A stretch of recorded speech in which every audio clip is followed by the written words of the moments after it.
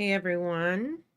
Um I'm still running an update on my Cinema 4D, so it might take a second. But in the meantime, while I'm doing that, hopefully it doesn't make me restart. That's what I'm nervous about.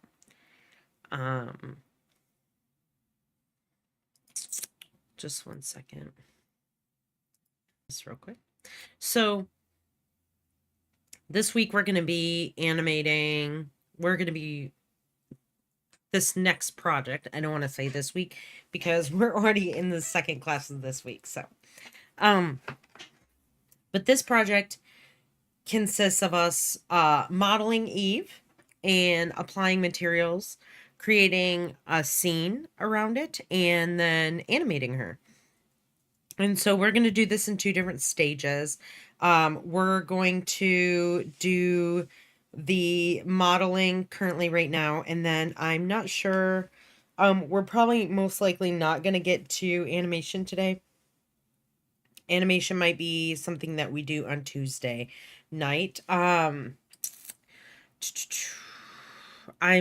contemplating having you guys watch the animation part of this video over the weekend and just having the whole thing due between Monday the 23rd until like the date range until the 30th.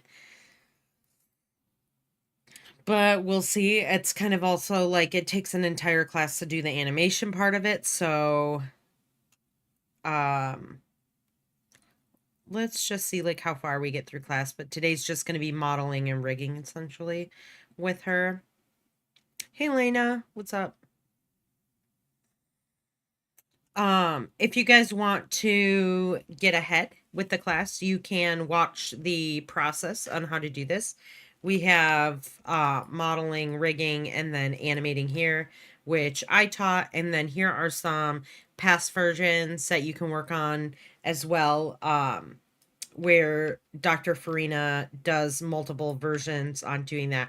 And another one is like alternate strategies on how to make the face for Eve, because today we're gonna make the face in like Illustrator and bring in a PNG, and we're gonna do it that way, but here he does it a different way. And then for the video itself, it's going to be a single MP4 of Eve flying into the scene, looking around, and then flying off screen. The format is like always 1920, 1080, 24 frames a second.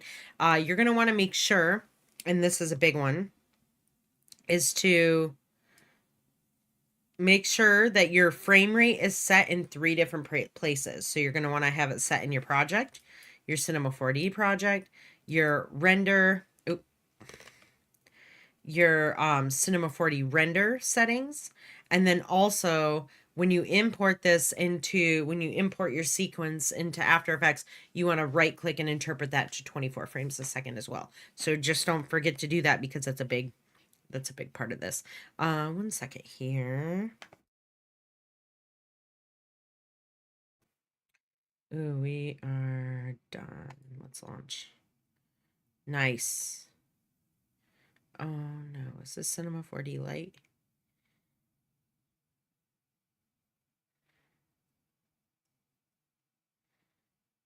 No, this is the student license.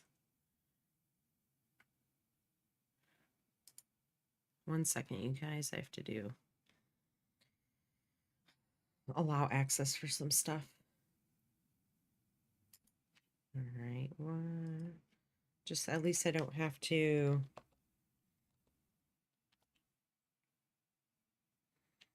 Nice. At least I don't have to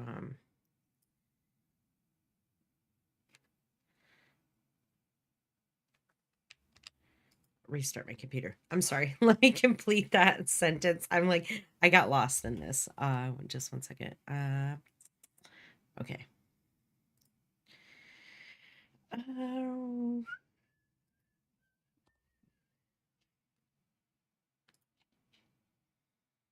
Let's move Cinema 4D over here. Make this bigger. How you doing today, Lena? Blah, blah, blah, blah. Words. Let me not jumble them up. But how are you doing today, Lena? Anyways, let me jump back on this real quick. And then, so if you guys want to know what I'm looking for when I'm grading this, right here inside the rubric will tell you how. Very straightforward. The animation technique that we use with Eve is going to be a version of mocap, which is motion capture, which we'll talk more about when we go to animate. Um, and it's a much quicker process. It's almost like kind of recording the movement that you make with her and then fine tuning that movement. Well, so it's a different way to animate inside of Cinema 4D. There's something similar as well inside of After Effects. Like I said, we'll talk about that once we get to that section.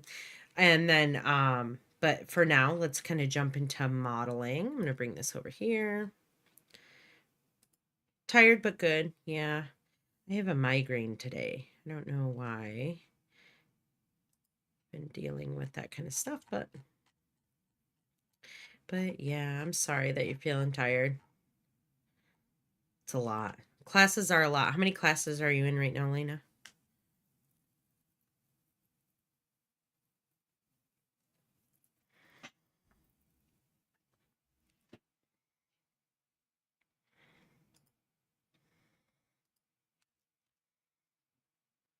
Excuse me.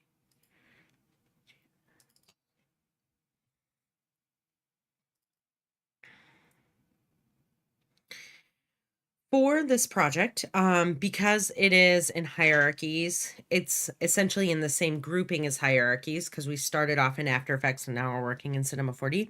I am only going to have one project folder, but there's going to be 2 projects in it. Now, I recommend for you guys, if you will have trouble remembering that later, I would create another folder here and just make it one for the Eve bot, and you could just name it Eve bot. Yeah, let's in fact just do that right now. Hierarchies in AE.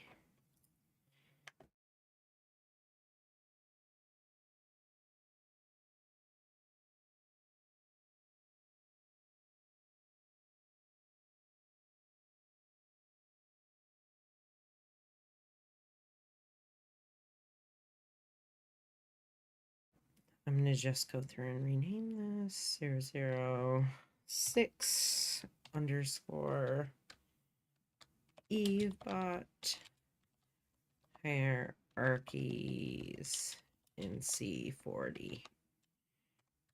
There we go.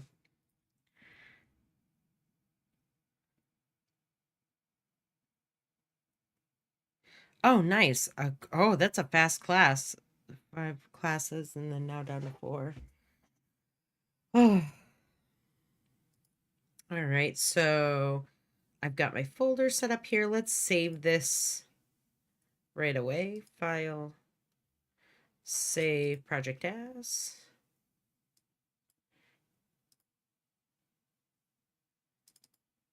Go to 3D, Cinema 4D files, and I'll name this one Evebot. Perfect. All right. And I am going to just, I'm going to shut my camera off right now so that you guys can see, because we're going to be working in the attributes panel today, as well as working in the objects, and we're going to be going into the asset browser as well. So I just want to make sure that you guys are seeing everything. So I will see you at the end of class. Let me shut this off real quick. All right. And so with this, with the Evebot, we're going to be discussing rigging and animating inside of Cinema 4D, right? It's going to be the same concept that we used with the robot arm as far as objects having like a parent-child relationship.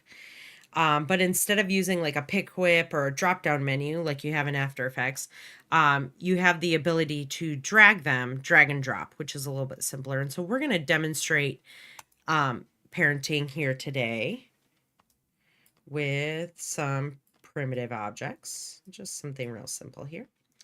I'm going to add a cube, and then I'm going to add a sphere as well. And the sphere is going to move wrong. One. grab the sphere, move that off to the side. We'll make that a little smaller. All right. Now, when you're parenting inside of Cinema 4D versus After Effects, in After Effects, like I said, you have the pick whip or that drop down menu, which makes it a little, easier to drag and drop there. But here it's kind of like a folder system, and we've already kind of touched on this. But when you want to make an object a child of another object, you're going to grab onto that and you're going to hover over the object that you want to be the parent. And what you're going to notice is that the arrow turns, there's like an arrow that shows up and it's pointing down.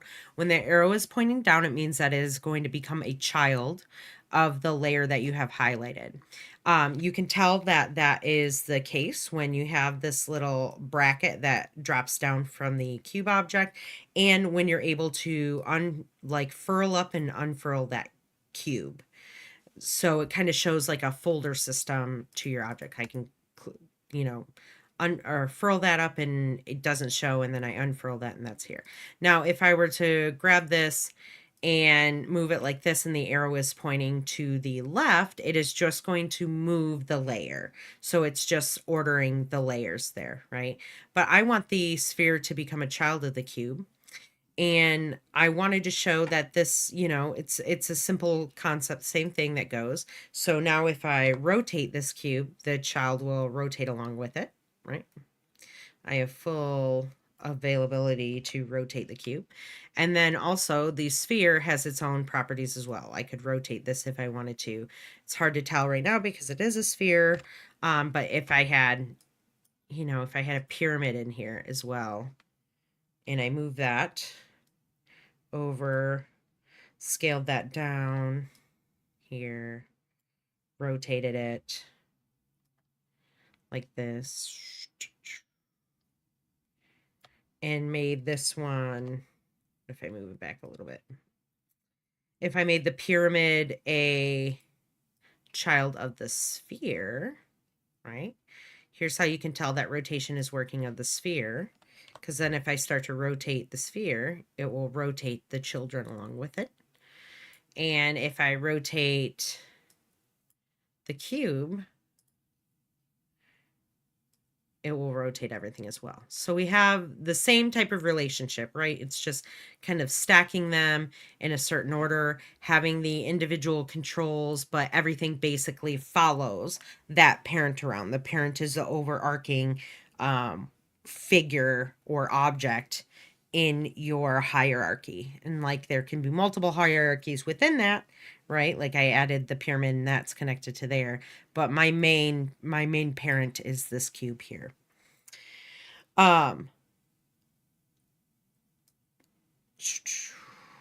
Let's see.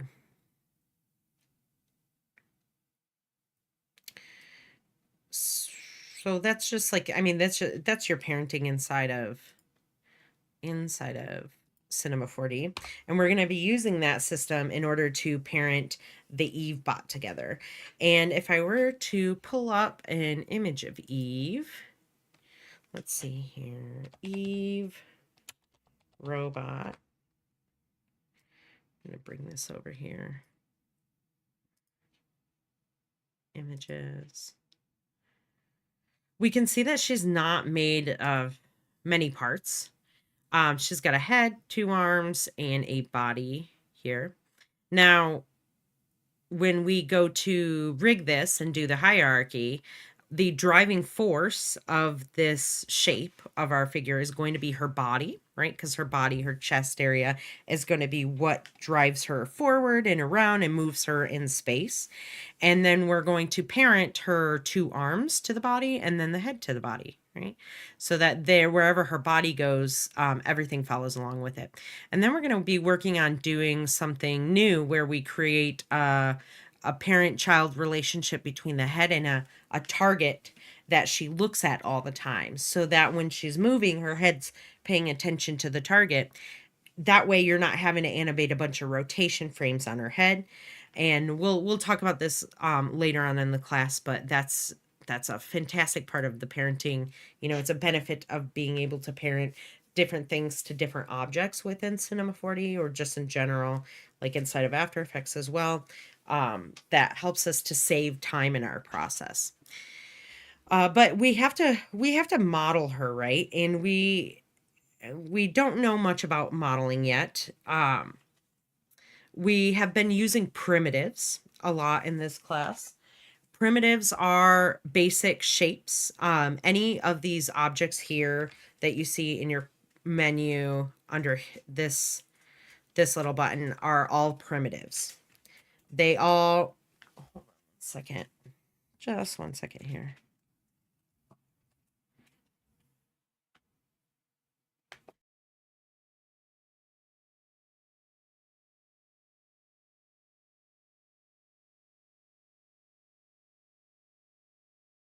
Sorry about that.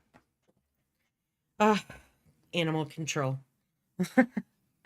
All right, so mostly we've been working in primitives, words. We've been using spheres and cubes and stuff like that, but I'm going to show you guys how to take these primitives and how we're going to kind of break them into different sections and then smooth them out and mold them to create let me check here, to create the shape of Eve, our robot. She's very simplistic. She's very smooth and doesn't have, a lot of sharp edges. And so this technique that you guys are going to learn today is beneficial when modeling something like this. If we were modeling something like Wall-E itself, we would approach it in a different way. But this is kind of like a subtractive kind of modeling. So that means you have a block of clay and you pull pieces away from that clay to get your shapes, right? Instead of an additive process where you have, you start with a ball or a block of clay and you're adding things to it to build out these shapes. We're going to be taking some primitives, changing the segments on them, molding them around to create Eve.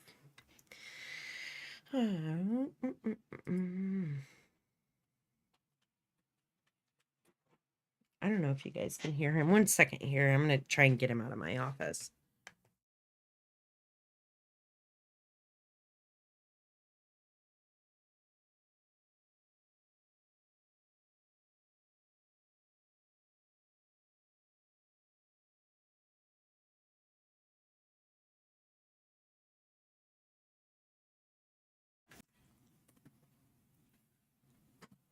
I don't want any more distraction.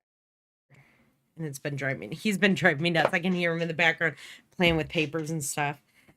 All right, where did I leave off here? So let's start off with a cube. And I'm going to show you different tools right now that are going to help you in this modeling process and give you different options to find out how to work with these primitive shapes. So I put a cube in here, and the first thing that I want to do is make sure that under my display that I have garage shading with lines. Notice that you can see the lines all of a sudden around the cubes.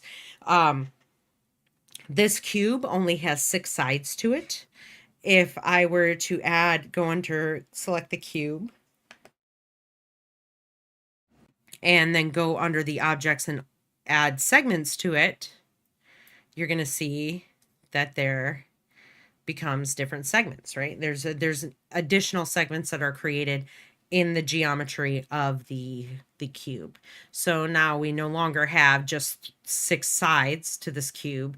There's multiple sections, right? We have this big one, and then we have these separate ones in here, and you can grab all these, but we're creating more geometry on this cube when we increase the segments versus when it starts off and it only has 1, 1, 1. We have less geometry here. Now, this is important when you start to do modeling like we're doing today. And the reason being is because there's this like thought and idea that I want you guys to keep in your head that polygons cannot be bent. They can only be divided. Well, let's just say polygons cannot be bent. This is something you guys should keep in your mind the whole time that you're doing this project and whenever you're modeling anything. Let me show you what that means. So right now we have one segment per side of this cube. If I go in here and I add a bend deformer to the cube, drop it down, make a child of the cube, and then I increase the strength, you're going to notice that the deformer itself, right, the deformer itself is bending, but we have like the actual object itself is not. It's just kind of shearing it and skewing it and stretching it out. Now, that's because there's only one single polygon here. We only have this one single-faced polygon. Let me do that differently. Here we go. One polygon here. One polygon face here, one on the other side, so on and so forth, d equals 6. Well, it's not bending because polygons cannot be bent. So in order to mitigate that issue, what we need to do is we need to create more segments. We need to create more geometry on this object in order for it to kind of give us like this bending shape to start looking like it's bent. So we're going to go into, let me get out of the tool there. We're going to go into our cube, selecting the cube itself. And as I start to increase these segments on the, I think it should be the X. Nope. Okay. Yeah, perfect. As I increase these segments on the Y, notice it starts to become smoother and rounded, and it actually is bending. Think of this like welding pieces of steel together. When you're welding steel bars together, you can't bend the steel bar.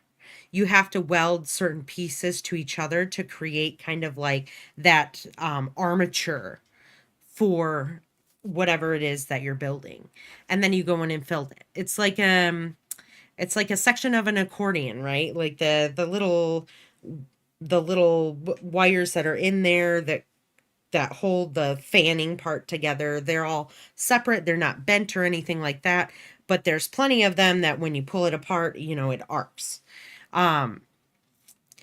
So we're adding more geometry here. Now, the more geometry that you add for this, right, it's going to start to affect how quickly or how slowly your computer is going to render the scene. So we want to think ahead and be smart about what we're doing and only really have the right amount of geometry that we need initially for whatever kind of project we're doing. Now, Eve is very simplistic, like I said before, and so we're not going to need tons of segments of geometry here for her. When we start to model her, we might only start off with about 3 little sections. And the reason is because we're gonna smooth this out using this subdivision surface, right? And this subdivision surface works a little bit differently than creating the actual geometry itself on the cube. So let me delete this bend deformer and kind of talk a little bit more about the subdivision surface. I'm going to set the segments back all onto 1. And so now we know, like, keeping in mind that polygons cannot be bent. So we need to increase the amount of polygons that are on our primitive before we start to do any kind of molding or deforming of any of these polygons. The subdivision surface works kind of similar to adding segments, but a little bit different. So if I have one segment on, if the cube only has one segment on each coordinate, and I drop it into the subdivision surface, it becomes a sphere, right? Because what that subdivision surface is it's dividing from one point to the next point. It's dividing the polygons up into separate ones, so it creates like that rounded shape, similar to the bend deformer, how we added more geometry to the cube and it created that bend, right? But with the subdivision surface, if you think of it like here, like this is your polygon, right? You've got your single polygon here. When you subdivide that polygon, that subdivision surface is going to just, let me do closer to half, is going to divide that in half once and then again.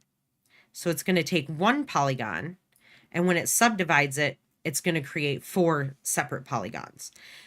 If I did it again, if I went into the subdivision surface here, and right now it's subdividing by 2, right? So if I show you that cube that I drew again, or that square, that polygon,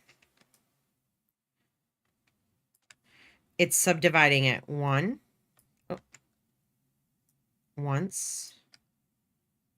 Here's one single subdivision. And then it's subdividing it again right here. And so you can see how increasing the subdivision amount right here will start to subdivide the polygon down even more. Now, the more subdivisions you have as well, the longer the renders are going to take. So also keep that in mind. But if I crank this up, it would just continuously divide. Let me do that again. See, it's dividing it more and more and more, right? If I subdivide it by 3, it's going to subdivide those even further and further down. And so you've got all of these tiny little areas right here, these little polygons that create a smoothed surface. Now, it's not creating more geometry. What does that mean? I select my cube, and I still only have 6 sides to this cube. But if I were to crank up the segments of the cube, look how much geometry I have now. And it squares it off, right? So the more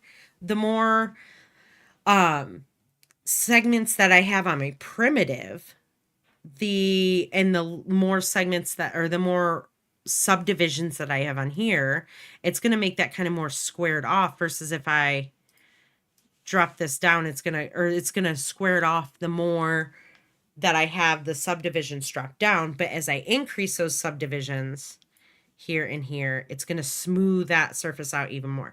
But now I have like way too many little separate polygons in here that I don't need. I don't have access to all those little separate polygons. I only have access to the 6 on the original object, right? Because this is just creating, like, I like to think of them, it's not a true term, but I like to think of them as like faux polygons. You can't have individual control of them, but you can smooth out the object more with it. So it's essentially just taking those ones that you've already got set, and then it's just smoothing them out. You rarely, I don't think I would ever use this amount in my anything that I would do. I'd probably just keep it at 2 for the subdivision render. Now, this is for the render, and this is for seeing in the viewport. So I just like to keep them locked to each other so that I can see what's actually happening. But I would more than likely make the change in the actual primitive itself. So it's really important to kind of get an idea of how many divisions you're going to need on your primitive before we make this an editable object and put it into a subdivision surface.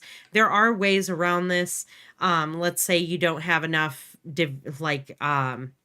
you don't have enough segments on your object and you need more polygons, you can use a knife tool, but we're trying to avoid that because a knife tool is a very deep tool to use, and there's a lot of different settings with it, and that's something for a higher level, and right now we're just learning the basics of modeling inside of Cinema 4D. So I'm going to go ahead and delete this, and we're going to start with what we've kind of learned before.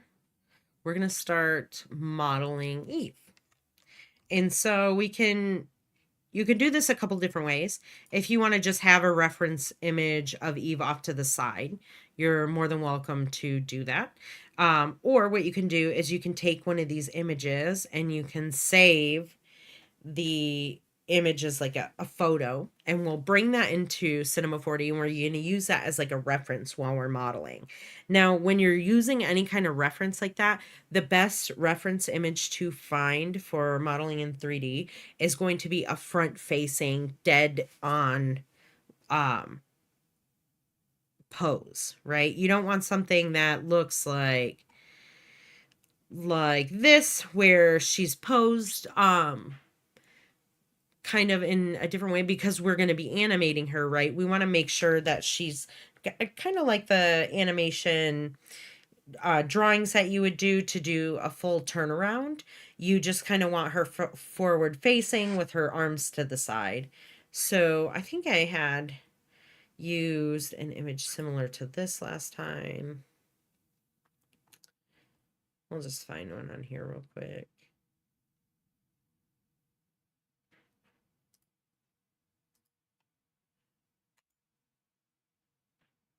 That's not terrible.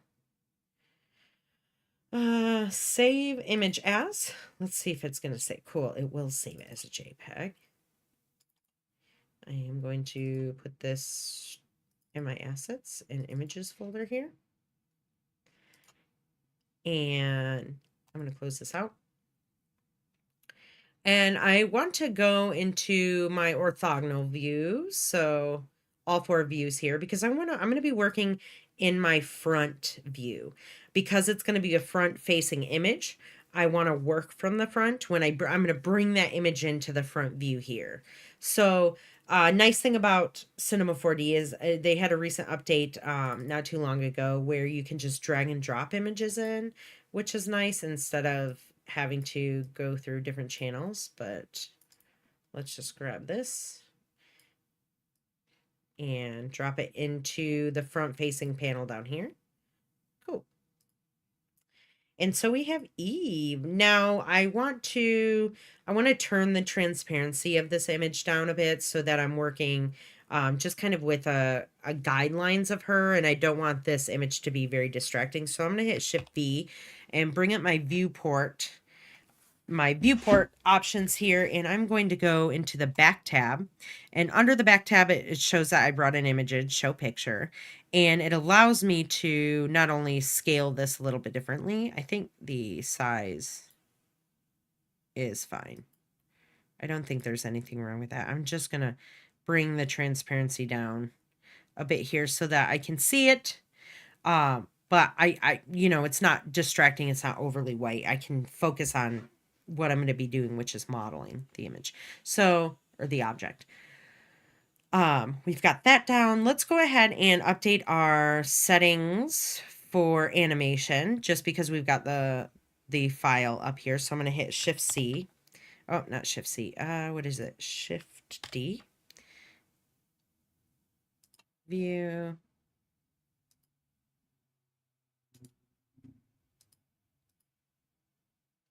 Yeah. While I am in the, we can do that. Yeah. Since I'm already in the viewport settings here, let's go ahead and update the viewport so that we can see certain things when we're adding in different elements later, like our background scene and our lights. So we want to turn on the shadows and also the SSAO, which is screen ambient occlusion. It's like a faux screen ambient occlusion. And we're going to turn on, I don't know if I turned on transparency for the heck of it. I think that should be fine. I might have to update that a little later. But for right now, this looks good. View looks good there. Okay. I'm going to select onto here.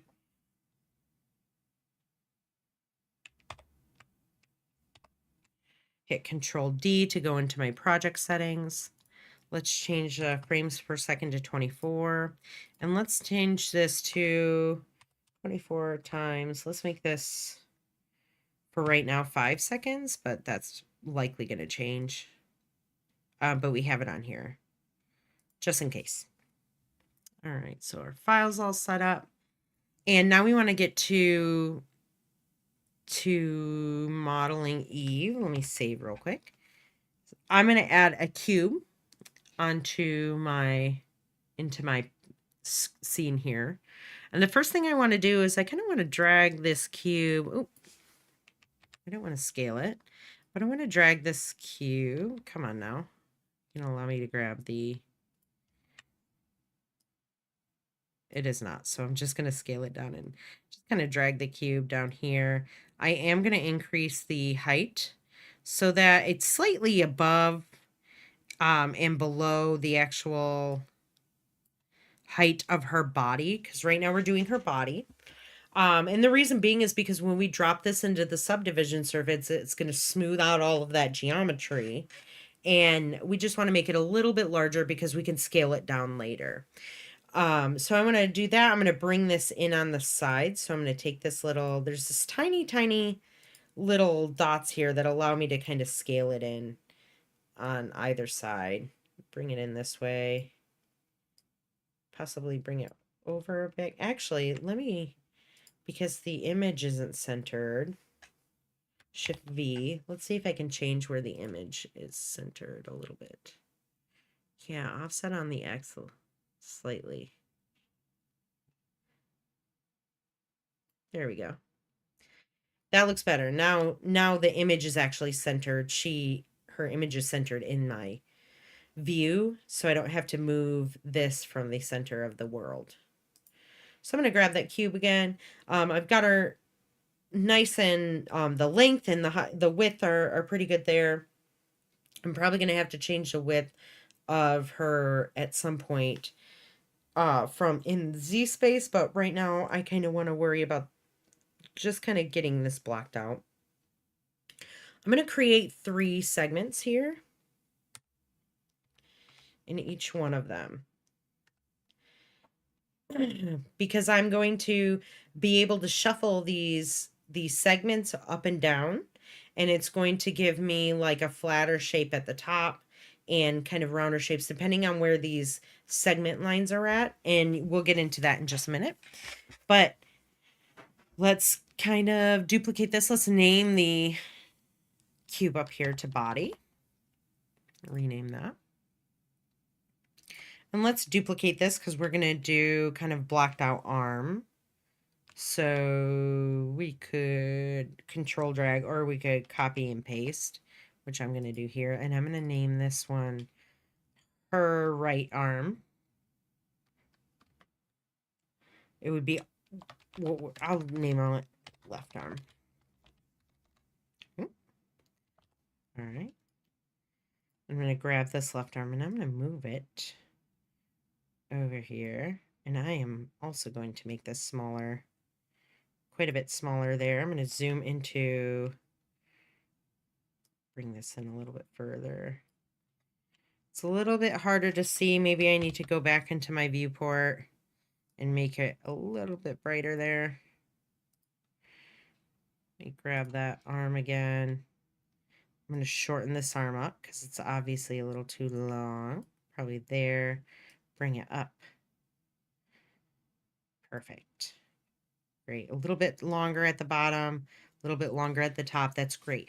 We don't have to make we're not going to have to create the right arm because we're going to mirror this object a little later on. And when we mirror it, it is going to put it on the other side. So it's going to cut down half the work that we would have to do. The other thing I want to do is I want to change the width of her arm. And so I'm just going to kind of, working with all these views is really nice, and I'm going to kind of work back and forth between different views while I'm blocking her out and modeling. And so that's why that's the benefit of these orthogonal views. And I'm just going to kind of bring the thickness of her arm in. In fact, I am going to do the same with her body. Bring her body thickness in just a bit.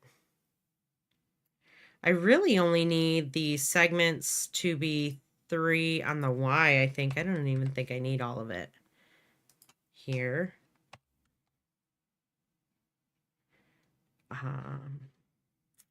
Left arm, I'm going to do the same. I'm going to change the segments here and here.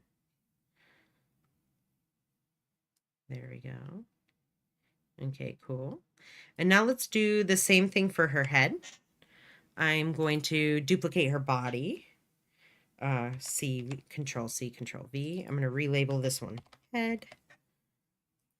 And I am going to dolly out of this image, bring the head up a little bit. Kind of center that right there in her face, center the anchor point right there. And then I'm going to take this and just bring that down a bit so it's about the size of her head. They might overlap a little bit right here, but that's okay. All right, so we have Eve blocked out. Cool. Let's see here.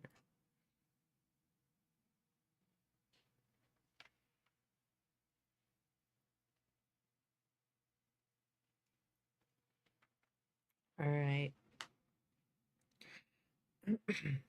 The next thing we want to do is we want to learn how to manipulate the geometry, right? How do we control all of these polygons individually? How am I able to grab this separate polygon here and this one here in order to change them and make them different?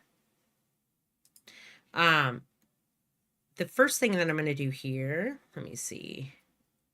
What do I want to do with the head? I'm going to make the head a little bit thinner there. Maybe I do want to increase the segments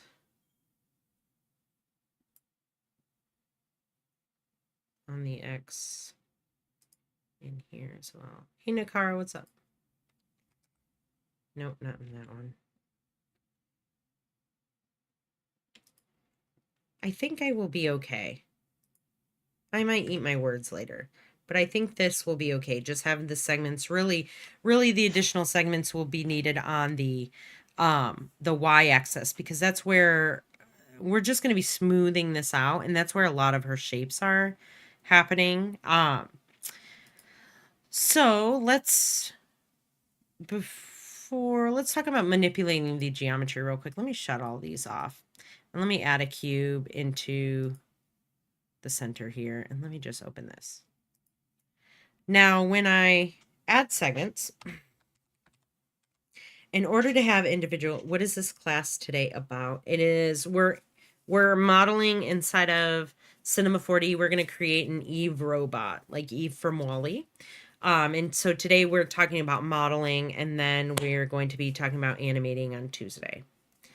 But right now we're in the middle of like adding segments and adding geometry, and now we're gonna be able to have individual control of this geometry so that we can manipulate it. And so in order to manipulate an object, we have to add the segments in here, right? And we have to turn this object into an editable object. Now you want to make sure all of your segments are edited before you do this, because once you change this to an editable object, you cannot add more segments. And you have to do that with the knife tool, like I mentioned earlier. So I'm going to hit C on my keyboard to turn this cube into an editable object. Now I have the ability to have individual control over each one of these separate little polygons that are here. And I do that with these, the following tools that are up here on the top of your toolbar.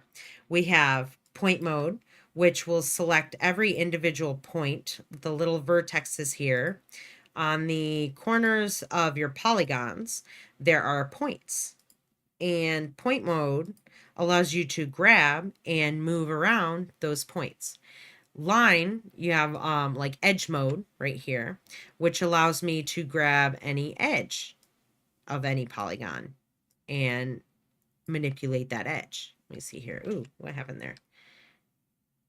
Right? Allows me to manipulate that. I can even grab this entire edge here and manipulate that edge.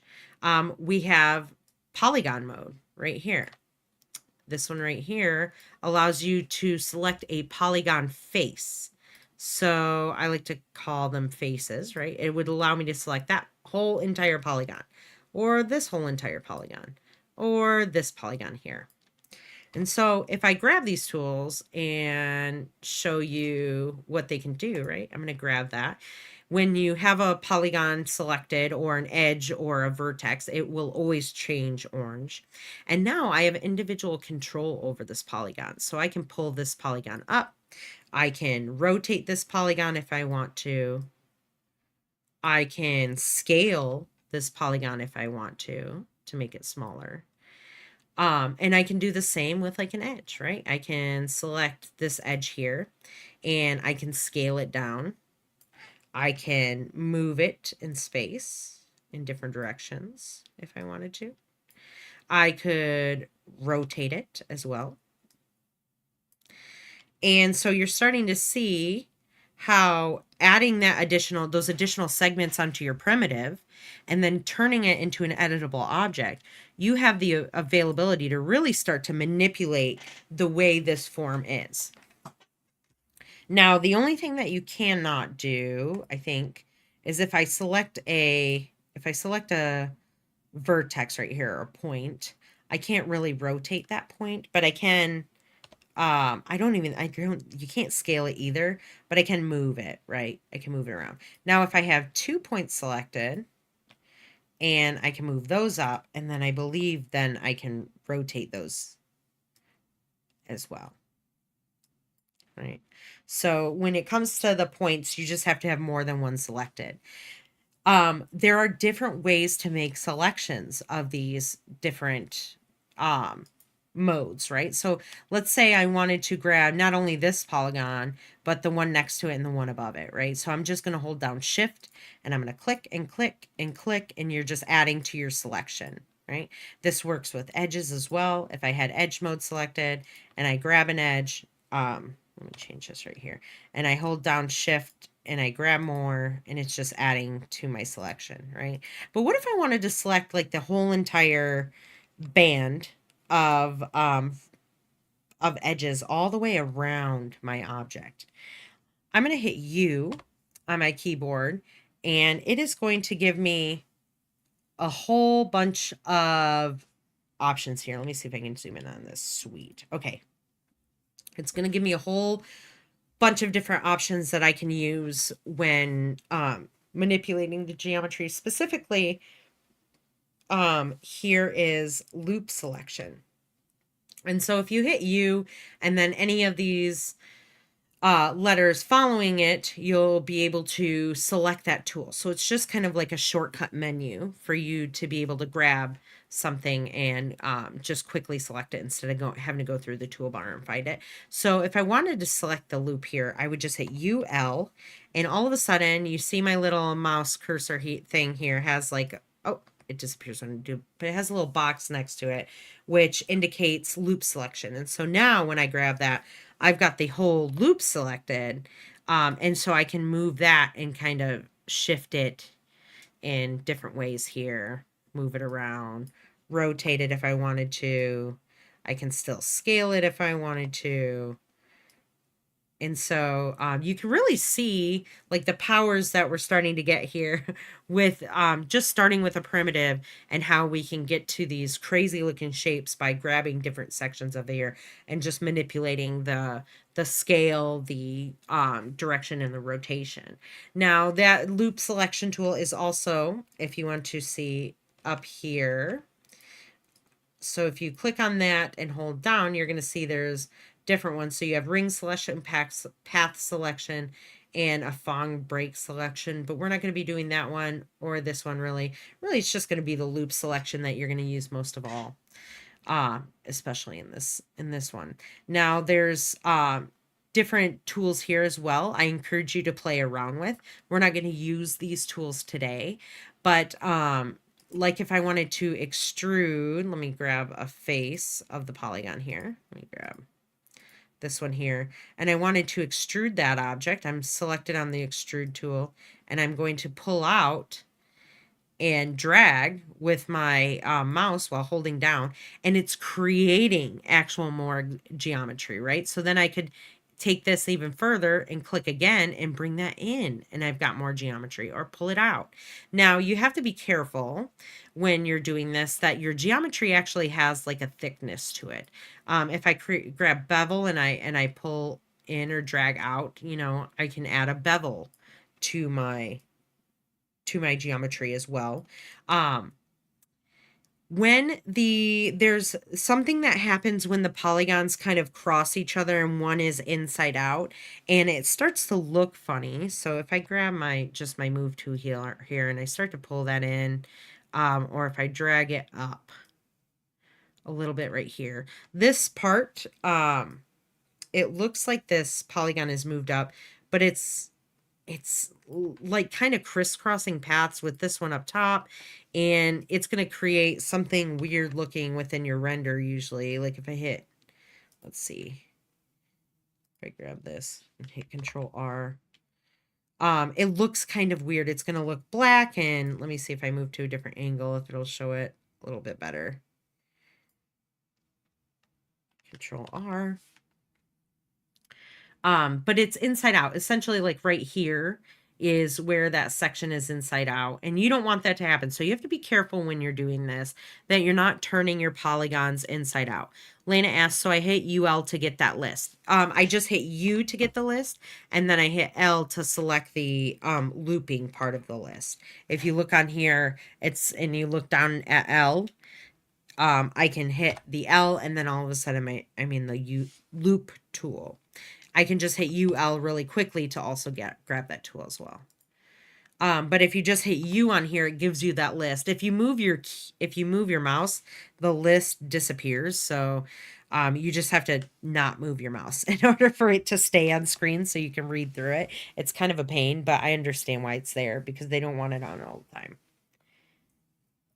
All right, So you guys have learned how to manipulate the geometry using the point, edge, and polygon mode. If I want to go back to selecting the object as a whole, I'm going to go up here to model mode. And model mode will grab my object, the entire object, and allow me to move it. Now, notice that I moved this here and nothing's happening. Why is my object not moving? This is something that you guys want to keep in mind. Whenever this happens, don't panic. Just look up here. What happened is my object was put into anchor point mode. So I am in control of the anchor point at the moment. I don't want control of the anchor point at the moment. I want control of the object itself. And so I'm just going to shut that off. And once I shut that off, I'm able to move my object as is. Now I've got all of this geometry and all this stuff on. Now, if I add that subdivision surface, which is going to subdivide all of these by 2 times, it's going to subdivide 2 times because we have it selected on 2. And I drop this cube into the subdivision surface. Now you can see how as this starts to subdivide it, I've got a much more organic, kind of odd looking shape here, right? And so if I increase that subdivision surface, it is also going to increase the like the hardness of the edges, right? It's gonna make it look a little bit smoother there. If I keep subdividing, it's gonna make it even smoother and smoother. And then if I drop those subdivisions down, it's gonna make it look chunky. But let me just do that. I'm going to delete this. Something to always remember, subdivision surfaces, these green ones right here, these are always parents. These always have to be a parent. If you're going to use like a deforming modifier here, these are all children. So when you're adding these to your object, these are going to be children and these ones are going to be parents. So just something to keep in mind. I'm going to delete that right there. I'm going to turn on all of my body parts here. And we are going to, let's reset our view. View, frame default. I've just got them turned around. Let me go back here. Okay, perfect. So now that I've got all of these objects kind of blocked out, I've got all of the primitives put on here. I'm going to, let's first connect them together, right? Or we'll do that last. Let's order the layers though. So I've got the body, the head, and the arm. And the first thing I think I'm going to do is actually change where my anchor points are. Now, similar to parenting and rigging inside of After Effects, right? You have to move the anchor point to wherever the motion is being driven from. So on the body, the motion's going to come from kind of up here in the middle of her chest. So I'm going to go up here and select anchor point mode. And I'm going to drag that one up, or not. I guess anchor point mode only works when you've got an editable object. So we're going to have to wait to do that. Sorry, guys. But let's turn these then into editable objects by hitting C. I think I can grab all of them and hit C at once. And remember, when it's an editable object, then all of a sudden, instead of the image of the primitive, it's going to be this image of the triangle with 3 little points on it. And I'm going to go ahead and save.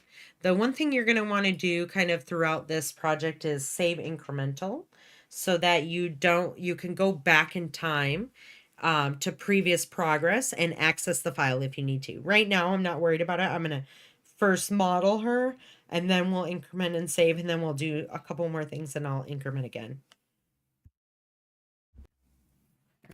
So let's start with the body.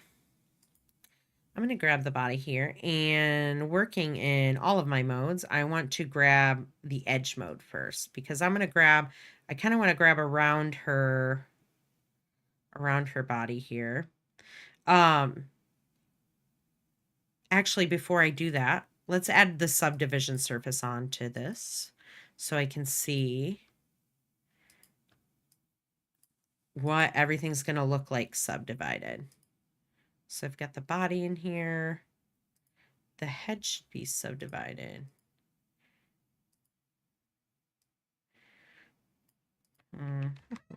Before I do that, let's wait here. Let's kind of parent these together, right? So the body is the driving force. So the body's going to be like your base, right? And the robot arm, you had the base part of the robot was the main parent. The body here is going to be the main parent. So I'm going to take the head and I'm going to drop this to be a child of the body. Same with the left arm. I'm going to drop that down to be a child of the body as well. And then I'm going to drop the body into the subdivision surface. And that's how it happens. So now we have these nice rounded looking shapes for Eve. I mean, still far to go, right? But we're getting there. So now she's nice and smooth. She's subdivided here, and we can go into kind of fine tuning what that body looks like now. And so I'm going to grab the body itself, and I am going to hit UL for loop mode, or the loop tool, and make sure that I'm in edge mode here. And I'm going to select the top circular, the top edge that kind of goes around the width of her chest. And I'm going to hit E. And over here in my front view, I am going to drag that up. And notice what happens. Oh, I am in anchor point mode. Let me undo that. Notice what happens when I start to drag up, right? It's starting to flatten. The geometry is getting smaller, right? So it's starting to flatten the area up by her chest. If I do the same thing down here by her abdomen, hit UL, grab the bottom loop, hit E on my keyboard to bring up the move tool, and I start to bring that up. It's starting to create kind of more of that like gumdrop shape that we're looking for with her body. Now we still have work to be done down at the bottom and at the top, but we're kind of just slowly blocking this out and getting to that point. I'm going to make this a little bit taller so I can see, or I'm sorry, I'm going to solo this front view so I can see a little bit more where I might want this this body, this section of her, of the geometry. The one thing to note is when you are grabbing onto your different coordinates, right? Make sure that you're grabbing the arrows, especially when you are in perspective mode here. When you're up here and you start grabbing things and moving them like this, it's going to wiggle them and move around in all different space. As when you grab from like off of the actual gizmo, when you grab it and you start moving from out here, never do that, right? You always want to grab and move in directions where you can know exactly which direction you're moving in. Same with rotation, same with scaling. If you are in your if you're in your, let me close that. If you're in your orthogonal view and you're looking at one specific angle here, right? Like, so we're looking at the right side of her body right now. And I want to grab the X and, or I'm sorry, the Y and the Z here. I'm just going to grab this little corner, this right angled shape tool here, and I'm going to move like that. And you can notice that it's only now going to move in both the Y and the Z space, but it's not going to move in X space. So you can also adjust things like this, just making sure that you're grabbing kind of, you're like, oh, I just want this back a little bit. I'm going to move it like that. But you really want to grab onto, know that you have control. So grab onto whatever coordinate specifically you want to move, or be in the orthogonal views in either like a top down, right, left, back, or front view. So you're only grabbing 2 coordinates and moving them at a time and not 3. It just makes it a lot easier to not kind of mess everything up. So I'm going to do that. I'm going to bring this back up a little bit further. I want to, she's kind of shaped more like a strawberry. And so I want to like taper her lower part of her body down. And I'm going to do that by grabbing the bottom edge of Eve. So I'm going to just kind of go like this. I'm going to move back a little bit so I can see. Grab this. Now I can either grab the edge, or I can also grab the polygon right here. And if I do that, and I go back into my front view here, and I hit T on my keyboard to scale it, and I bring that in, you can see how it starts to like taper Eve's body in both the X and the Z axis, right? And if I go back, I can kind of look here to see what that looks like live while I'm doing that. And then if I want to, I can start adjusting those other areas. So I can hit my edge mode, and it's already even has, now it holds the memory of whatever loop or selection you had before. Let me hit the move tool again. Let me just kind of move this here to get her more of like that nice egg shape.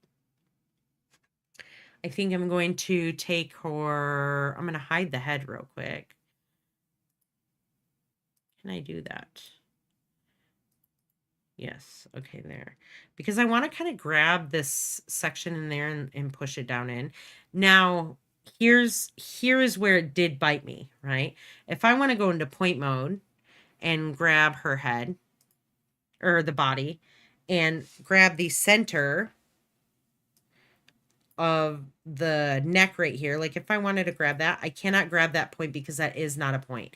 Because I didn't add that geometry onto my cube, my primitive in the first place, I don't have the ability to grab. There are no points here. All of my points are here because I left that access with one segment, right? So that's where the whole issue lies with not adding enough segments onto your primitive initially before you start taking control of all of your geometry separately.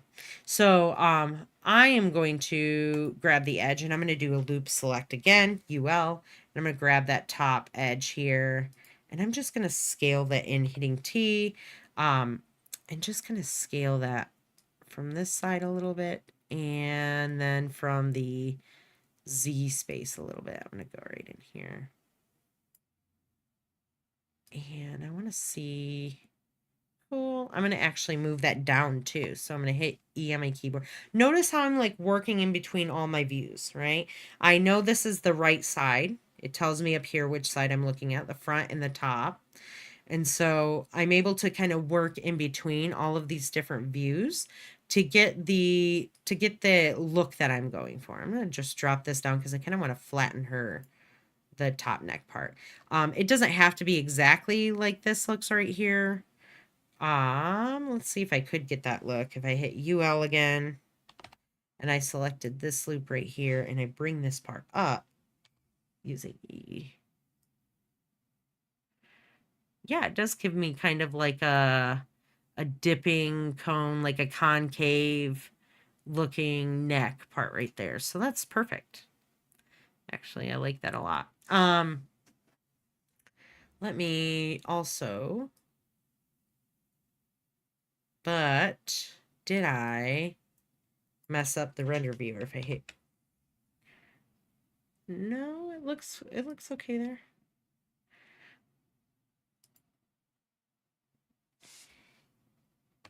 UL. If I grab that one, move it down a little.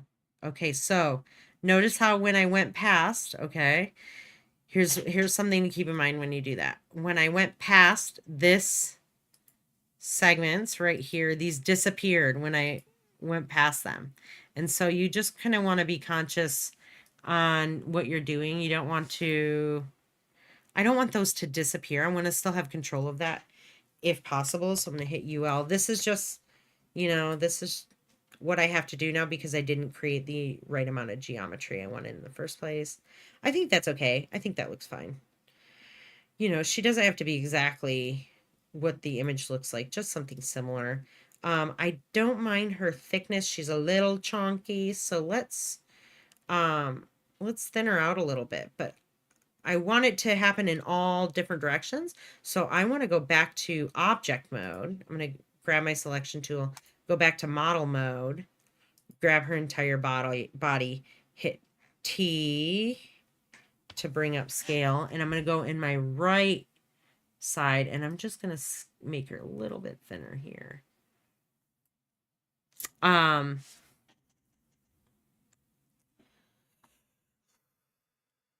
going to drag these out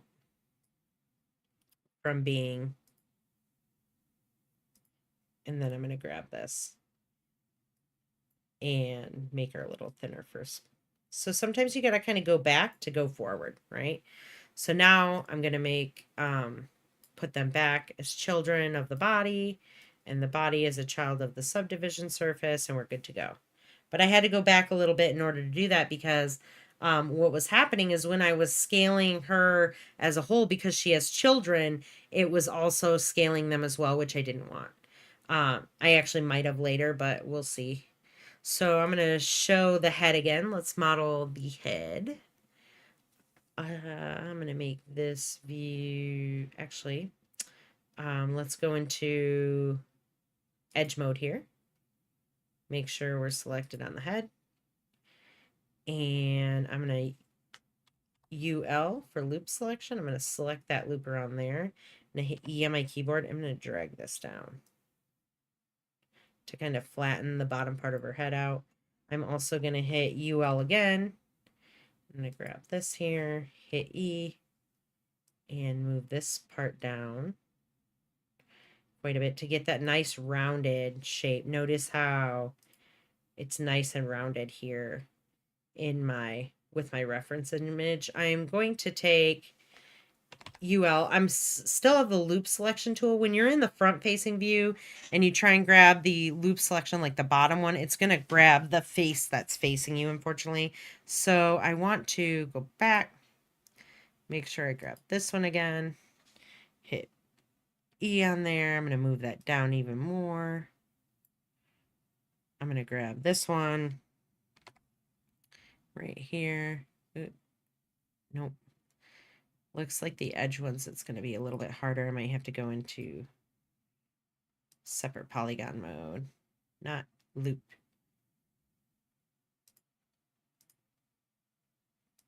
If that happens where it's selecting a bunch of them at once, just go back to your selection tool here, click off of it, and you should be fine. Let's select that entire polygon, and I'm going to kind of bring that up a little bit more.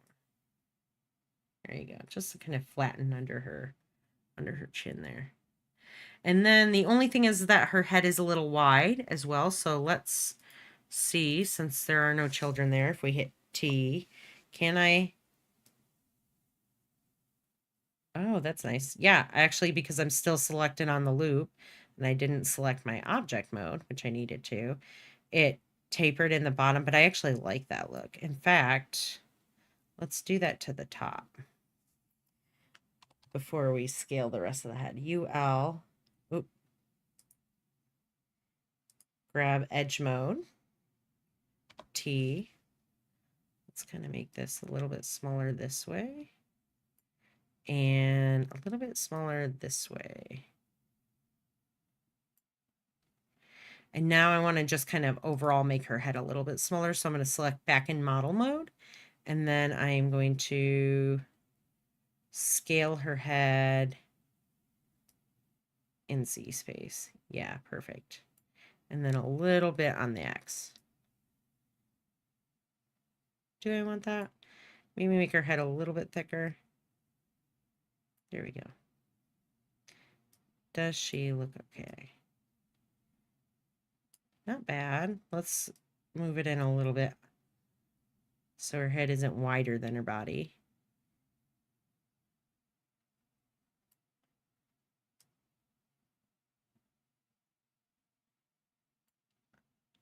Do I like it? I think I'm okay with that. I like that her head is kind of disconnected a little bit more from her body. All right, so then let's move on to the arm. I'm going to grab the arm. I am going to grab edge mode and let's loop select this top part of the arm, like the top of the forearm there. And I'm going to hit E, because if you notice, her arm is kind of curved more with the shape of her body. And so I want to get that curve going. So I'm going to take this section, I'm going to move it out just slightly. And then I'm going to do the same with the bottom. UL. Let's try and might have to go under here. Perfect. Grab that one, hit E. And we're going to bring this one towards her body more. So we get this nice like curvature to her arm. Just going to kind of move everything around. Let's go back to view, frame default there. Perfect. Things are kind of getting a little wacky. The other thing I want to do with this section is I want to taper it. So I'm going to hit, and tapering just, you know, is like bringing it down to like a point. And you do that with your scaling. And so I want it to scale. Oh, shoot. I didn't mean to click off of it. Now I have to do this again. UL, loop mode, grab the bottom. Okay. Go back up. Over here, hit T. And then I'm just going to bring that in Z space a little bit there. So it tapers. You can see that there. Do I like that? I do. Let's do it to the top as well. UL. Grab that top one. T. Bring that in a little bit this way. Perfect. And then overall, I think I want to bring the width of the arm down. So I'm going to select model mode. So I grab it on the whole thing. And then I'm just going to kind of thin it out a little bit in Z space. So it's not so thick. There, it looks more appropriate to her body size, her proportions, right? Cool. And so we already have Eve pretty much modeled up here. Let me see. I might want to taper. I think I'm going to bring the mid section of her arm up a little bit more so that it's a little thicker in this section and not so thick right in here. It's like, you know, thinning down as it goes, similar to her body. So I'm going to go back to edge mode. I am going to loop select again, UL, and select this part right here. And then I'm going to hit E for move and bring this up. Kind of looking in all directions here, figuring out where I need to adjust this section. I'm going to hit UL again, select this one, E for move tool, and also move that up a little bit. And I kind of want to get a feel for what's happening here. A little bit too much of a bend there because of this, so I'm going to, it's just like going back and forth and adjusting things a little bit. E, I'm going to move that down. I may just have to thin that one out a bit more. I think that looks pretty appropriate. Let me. Yeah, I like her arm like that. Oh, I think the arm is a tad bit far from the body, so I'm just going to bring, oh, not like that. Make sure I go into object mode. I keep forgetting to do that. And then move it kind of over closer to the body a little bit. There we go. All right, so I have Eve pretty much blocked out and ready to go. I am going to move back into my perspective view. I'm going to go back to my frame default here. Maybe pull out a little bit so you can see a little bit more, and then kind of move here. Oh, this, I almost forgot. Yeah, we have to do our anchor points next. Now, let me take a second here and take a drink. A lot of talking.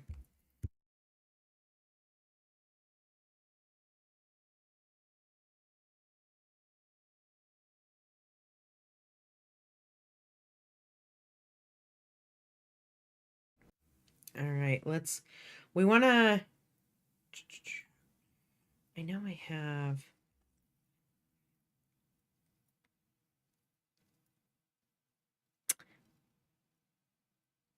maybe the anchor point of the arm won't wait to do. But let's do the anchor point of the head and the body right now.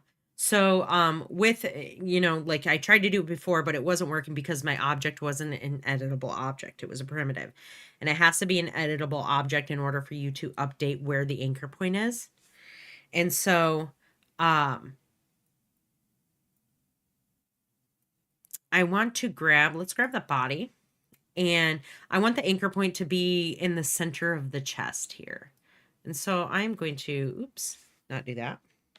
Undo. Make sure that I'm selected on the anchor point mode here, editable axis.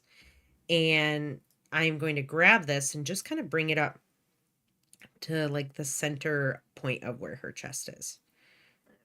I think that right there is appropriate.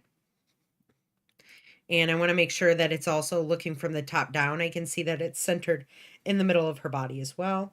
And then if I move this over here, I can see where the axis point is, which is perfect. It's a perfect spot. And we're going to do the same thing for the head. So I'm going to grab the head now, make sure that I am on axis mode. And I'm going to drop this down to like kind of where the neck would be, like the base of the neck, which is kind of at the top of the body, right? Because that's kind of where her head is going to start to be mobile and rotate around. Let's see, kind of there. Obviously, because I moved it in just the front view, it's still centered in here. But I think I like where that is in contrast to where the body is. I'm going to move it just up above, just slightly. And zoom back out. How's everybody doing, like, understanding all of this right now? I think I want to update her head a little bit because she's widest right around there. So I'm going to grab the head, grab the tool there, uncheck my anchor point tool or the axis tool there.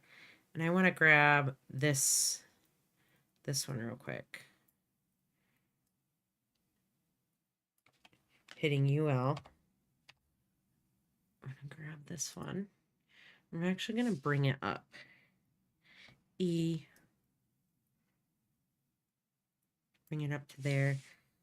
T. And I'm going to widen it on the x-axis a little bit. I'm going to see kind of what that looks like. Okay. I can. Interesting. Let's kind of scale the top of the head a little bit more. UL, loop select, T, grab that, and then bring this in this way, and then slightly this way as well. So it kind of tapers more at the top.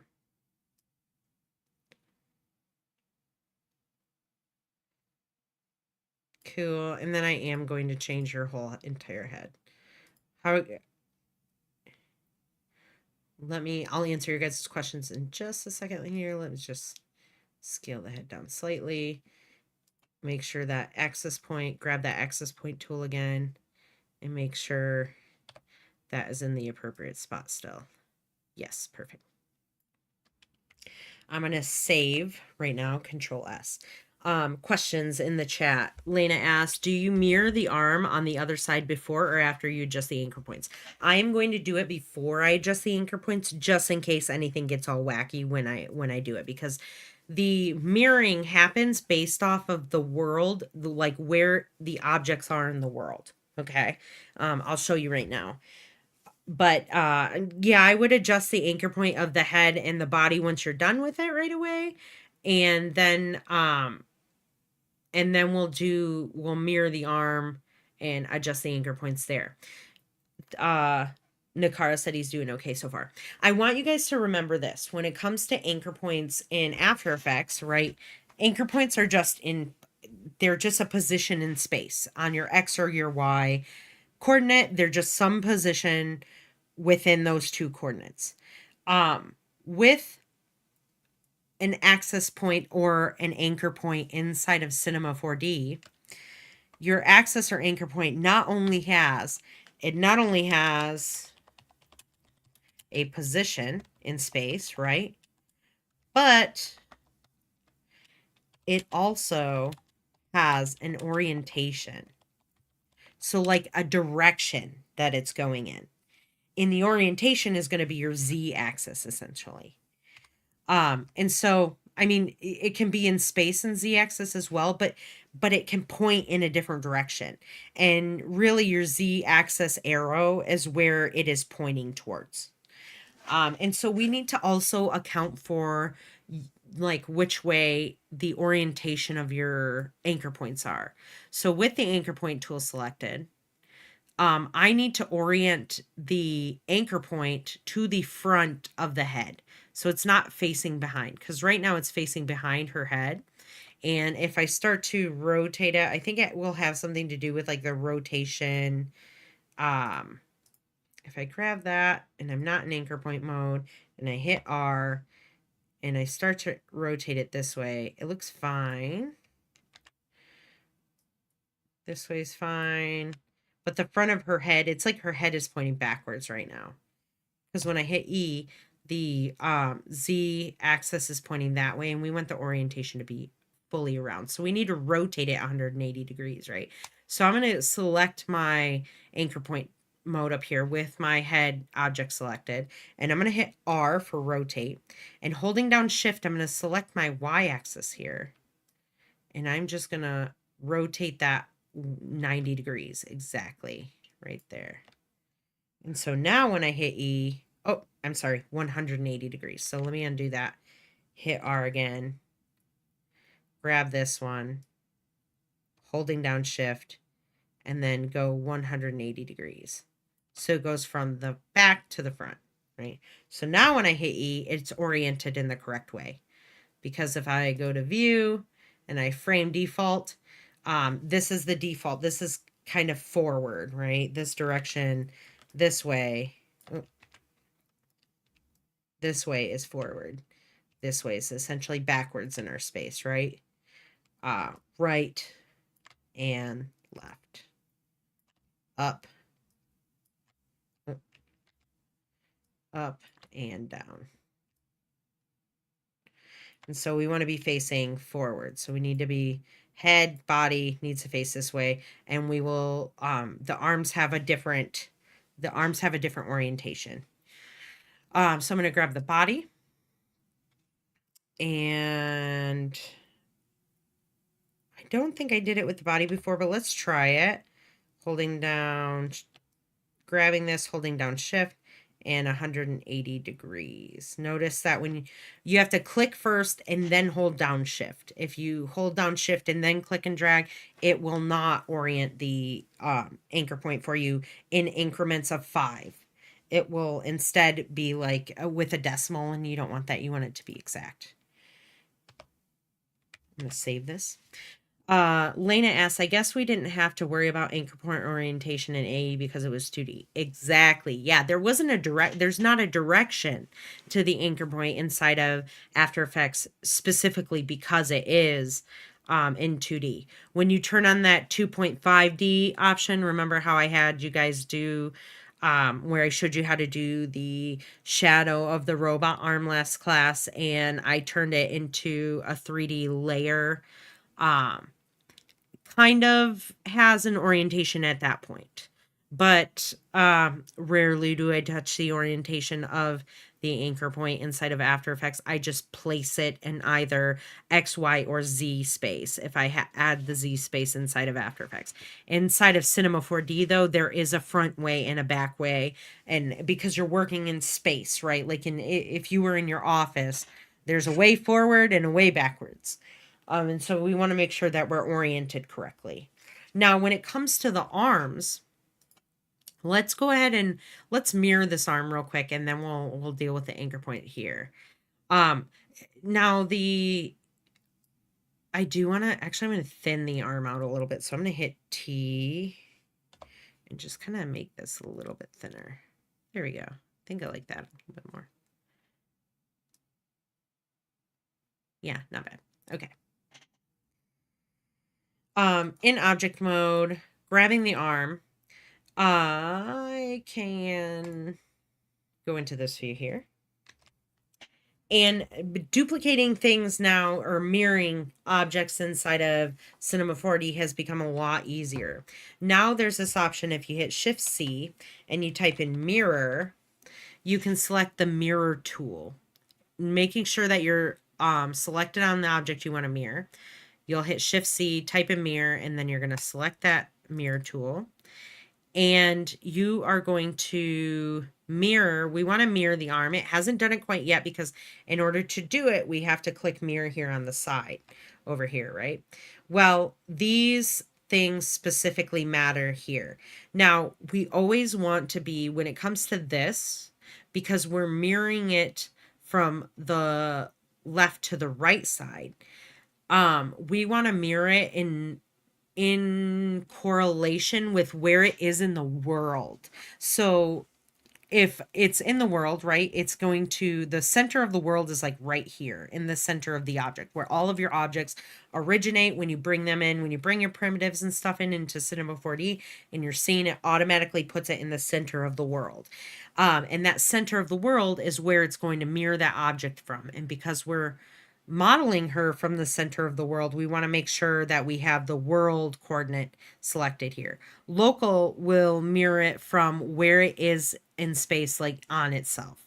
And so, and then the view will do it from your view.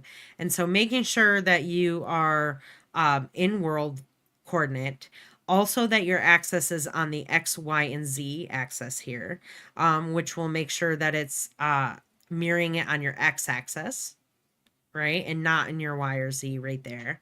And then also mirroring, we want to add the plus/minus so that it's not, I think it doesn't duplicate it. I'm not 100% sure what this one, we go to show help. Let's see if we can pull it up real quick.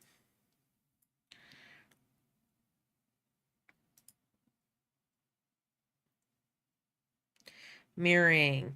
The plus or minus allows you to define, or mirroring allows you to define the direction towards which an element is mirrored, right? That makes sense. The plus or minus will automatically decide which side the element should be mirrored to. An element located on the positive side of the mirror will be automatically placed on the negative side and vice versa. Okay, so then it's just like, obviously, like from one to the other, it's going to mirror them. Like if there was a line in between, it's from the left to the right, or from the top to the bottom, right? Cool. That's the great thing about inside of Cinema 4D, and you can right click on these and go to show help. I love Cinema 4D. It's amazing.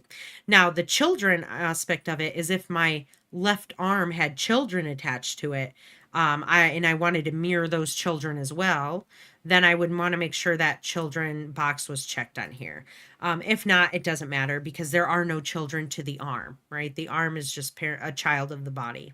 So I'm going to click mirror and it automatically puts it here in space. Now, the nice thing about it is it makes it into its own separate object. So we don't actually have to go through and delete other objects or figure out where it should be in space so it's perfectly symmetrical with the other one. It is now. It automatically does all that for us. And so I'm just going to go up here and rename my arm to right arm. And now I have a right arm. Super easy, super simple. So much easier than having to duplicate that arm, hope that you get it in the correct spot in space on, that it's equal distance from the body. We don't have to worry about that right now. It just is. The one thing to remember is that this is not an instance. It is its own separate object. So if I move the left arm, it switched them. Or I labeled the wrong one. Either way, that's okay. But if I rotate this left arm, it's not going to rotate the right arm, right? It is going to, they have their separate parameters. Whereas if it were an instance, it would control all of the main instance would control all of the other ones. Because I have this all set, I'm going to increment and save. So I'm going to go up to File, Save Incremental. And it does similar to what it does in After Effects. If I go into my folder now here, and look under 3D in my files, it creates another file that's incrementally saved. So now when I go in to open my project, I can click on here. And then that way, if I ever need to go back in time to a specific spot, I have the availability to do so. I am going to, let's orient and change the anchor points of the arms right now. So the thing with the arms, the anchor points have to be facing the direction of where the arms are pointing or where your limbs are pointing. And so let's select the right arm and we are going to go into anchor point tool. And the first thing that we want to do is we want to move it. So I'm going to hit E on my keyboard. And I want to move this up because the arm is essentially going to be moving from this like invisible socket area right there. And I'm also going to bring this in just kind of to the center of that invisible socket area. And then I also want to do the same with the other arm. Now I can tell where I'm putting this because I want to, there's the grid back here, which you can align it to, but where I'm aligning it to is this specific line right here. I'm just like, okay, that's my line that I'm going to move it to. If you had it, you could do it to a different one. Like if I wanted to go right here, or like to the actual graph in the background, you could do that, but it's just easier for me to see and move it right there. In fact, actually it might be better for the graph right here because of where it is specifically to the shoulder. And then I'm going to grab the left arm and I'm going to also move that one up. So I'm going to grab this one and kind of line it up to that similar line right here. Because remember, I just moved from this line to the one right below it. Very faint. And so that's the one that I line this up to. Right? And then I want to bring this into the center kind of. So I'm going to take this and just kind of move it in center where that is. And now it's time to orient this. So I'm going to go, I think, to here. And let's rotate my world a little bit so I can see this. Let me make sure. I'm going to check my notes real quick to see where I want to orient the arm. I think the Z should be pointing down. So if I hit R for rotation, I'm going to be wanting to change this up here.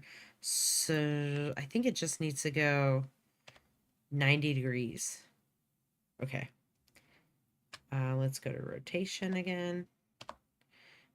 And holding down shift, we're going to go 90 degrees south, I'll call it, right? And then if I hit E, it should be perfect. It's pointing down that way.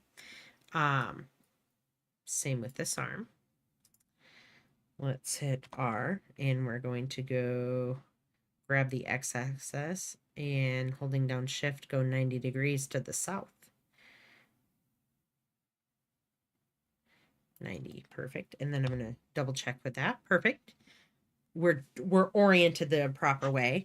Now we kind of, because her arms are curved, let's maybe rotate it so it's following the curve of her arm. So I'm going to hit R for rotation again, and I'm going to just kind of orient it just slightly, holding down maybe 5 degrees. So now if I hit E, oh, other way. So rotate. If I go this way, it's incorrect. Oop, I accidentally grabbed that. Make sure you're grabbing the gizmos themselves. I'm going to go +5. Now if I hit move, perfect. It's kind of facing down towards the direction of the arm. I'm going to do that as well to the left arm. So rotate, make sure I'm grabbing this part on the gizmo, holding down shift and going -5. E, perfect. So we're oriented correctly. Our anchor points are all in the correct space and we are ready to go. I'm going to save that there.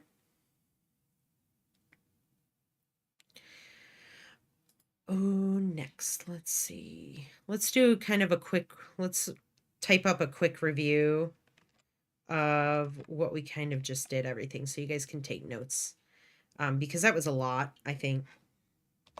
So, learned about primitives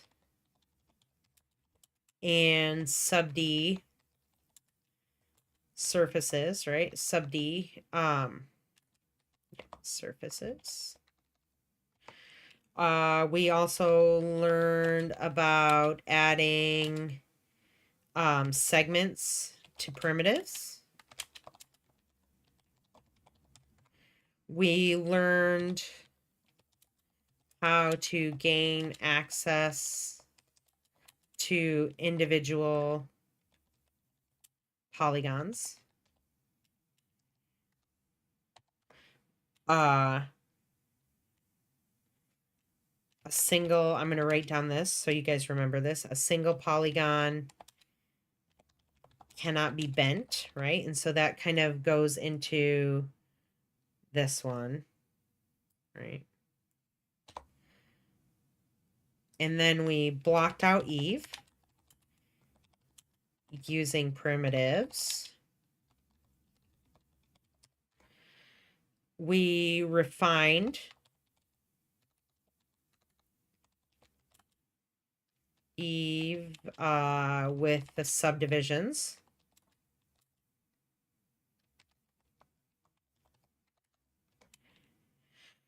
We refined the individual polygons. We rigged / parented. We then adjusted. I would probably say, let's say we mirrored the arms first, because I would have probably done that first, and then adjusted the anchor points. Perfect. Oh yeah, I want to teach you guys how to kind of freeze her in space. So now we're going to learn how to freeze the that is not how you spell freeze. Freeze transform properties in space, right? That's what we're going to learn right now. And what that does is it allows you, if anything happens to Eve, it allows us to reset her body. So if all of a sudden, like, her body's all rotated weirdly, oops, I'm still in anchor point mode. Let's get out of that. If her body's all done weird and her arms are all rotated funny and you need to get back to where you were, there is a way to do that. If I hit the body, if I select the body, and in fact, I have to grab all of these, making sure I'm selected all of them inside of the object panel. And I go into coordinates.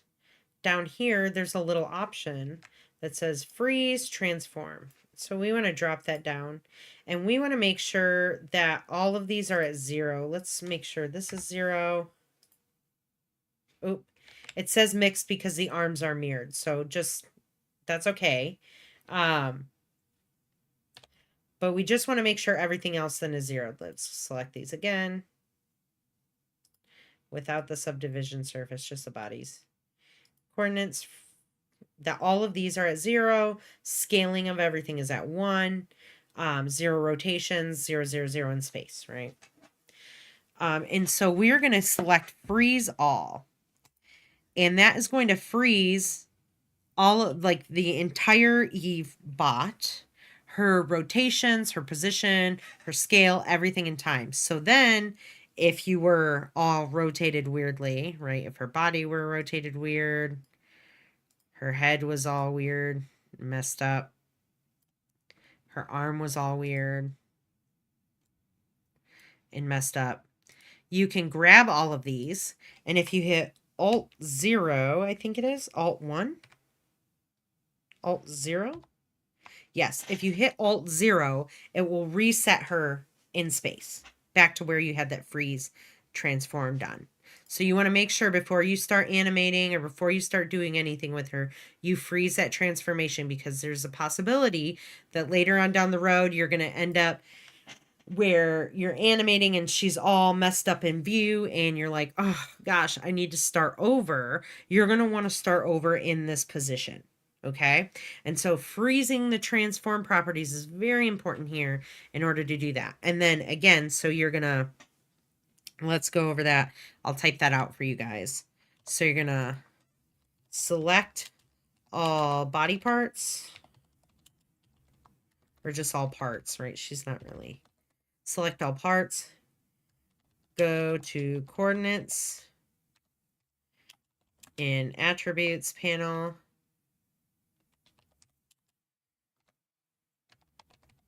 And then you're going to, whoa, where's my arrow? I know. Here you are. And then you're going to freeze transforms. And then if you need to get back to original coordinates, you hit Alt plus 0. And that'll bring you back to your original.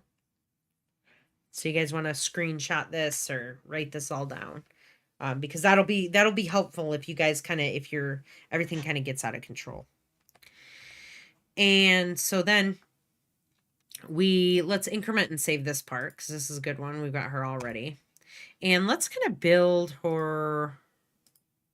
I'm going to relabel the subdivision surface to Eve bot.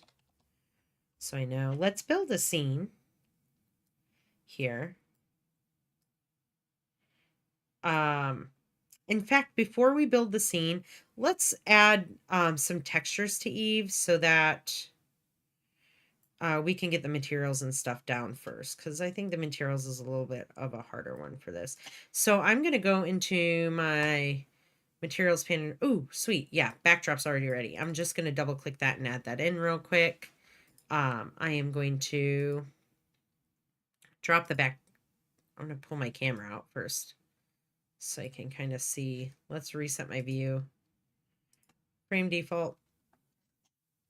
Making sure I'm not in anchor point mode. I'm going to grab that backdrop and I'm going to bring that down.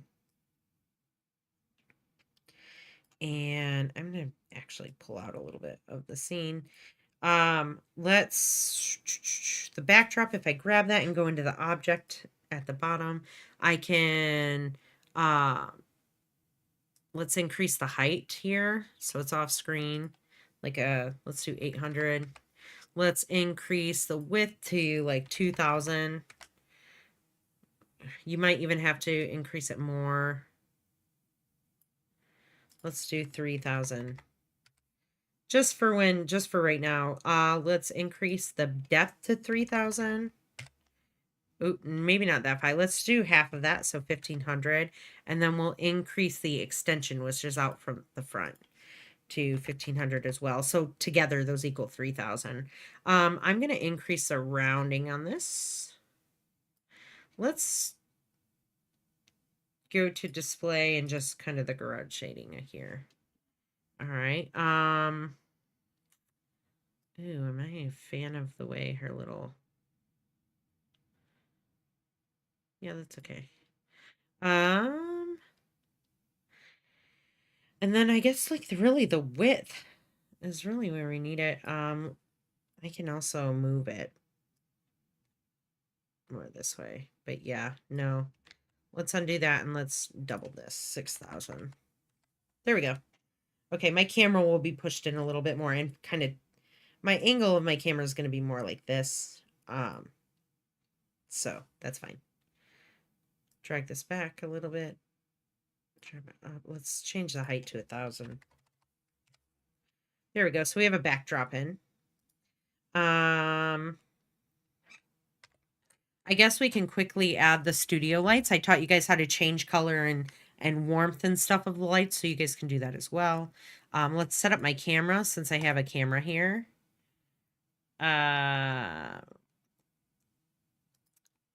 Let's wait on the camera. We'll do that once we do animating, but let's set up the lights real quick. Sun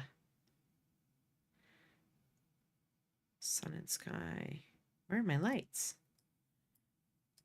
Ooh, this new update, area light. Okay, all right, right here. Let's do do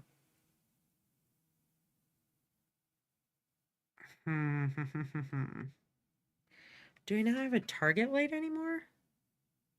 That has to be the spotlight, right? Let's do point light. No. Let's not do that one.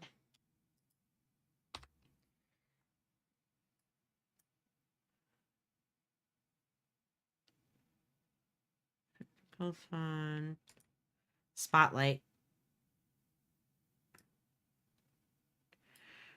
We'll add lights here in a minute. Let's worry about Eve's, because I want to get to how to draw her face. It's already almost 8 o'clock. So let's go in here. I'm going to look up materials. I'm going to just type in glossy. Nice. We have this glossy white material here, which we're able to use. It's not a redshift render material, but I'm going to take this. I'm going to just drop it on the Eve bot, the subdivision surface here, and it drops it, and it puts that material on all of Eve, right? The next thing I want to do is I want to come into the material editor, and I'm going to double click on this, and we're going to just kind of refine this a little bit here. Now, Eve is a little too glossy and a little bit too pearlescent looking, and we don't really want that. And so we're going to go into the reflectance panel here, and we're going to increase the roughness a little bit, which is going to kind of notice how in the reflection you can almost see like this outdoor scene. You can see the sun and some trees and stuff like the blue sky. But when I increase this roughness, it's going to kind of buff that out, right? Which is great. That's what we want. The other thing that I'm going to do is I'm going to drop the reflection strength just a tiny bit, maybe to 25, 10% there. So she's not so reflective. We want her to be a reflective material, but not so much that she's kind of mirrored like. I might want to also, if I drop the brightness of the reflection down a little bit, kind of gets her like more of this matted look, which I like.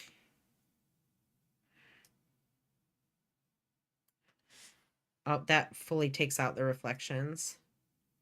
That's going to increase the reflections, so you can drop that down a little. But I like this. I think this isn't bad. I like to add a little tint to Eve because I like to think that she has like kind of this bluish hue to her. And so I might just bring this over to add a little bit of color to her. So if I bring that all the way up, she's obviously colored. She's still white, but I maybe just want like a slight hue to her. 2% of that blue saturation is perfect, right? I might even bring that down just a bit, just to give that white color a little bit of depth there. And then I'm gonna close that. The next thing we want to do is her face. Now her face is a little tricky.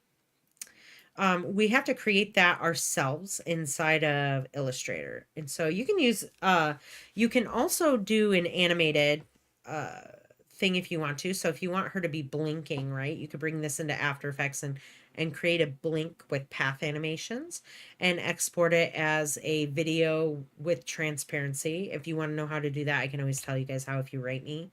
But for right now, we are going to work inside of Illustrator. So I'm going to open Adobe Illustrator up.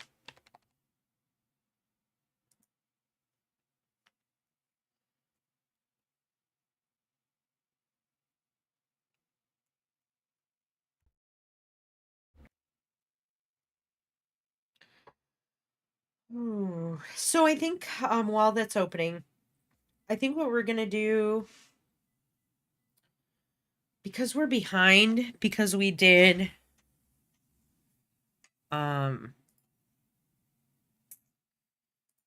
create a new file, by the way. I'm going to go to Film and Video 1920 1080, create it. But I think because I'm looking off screen here real quick, before I create this, I want to kind of have an idea of what we have left. We have like, what did I say last time? We have 8 weeks left. 1, 2, 3, 4,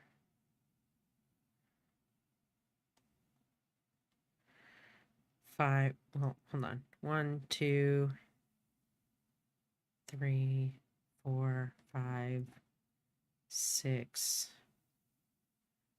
projects.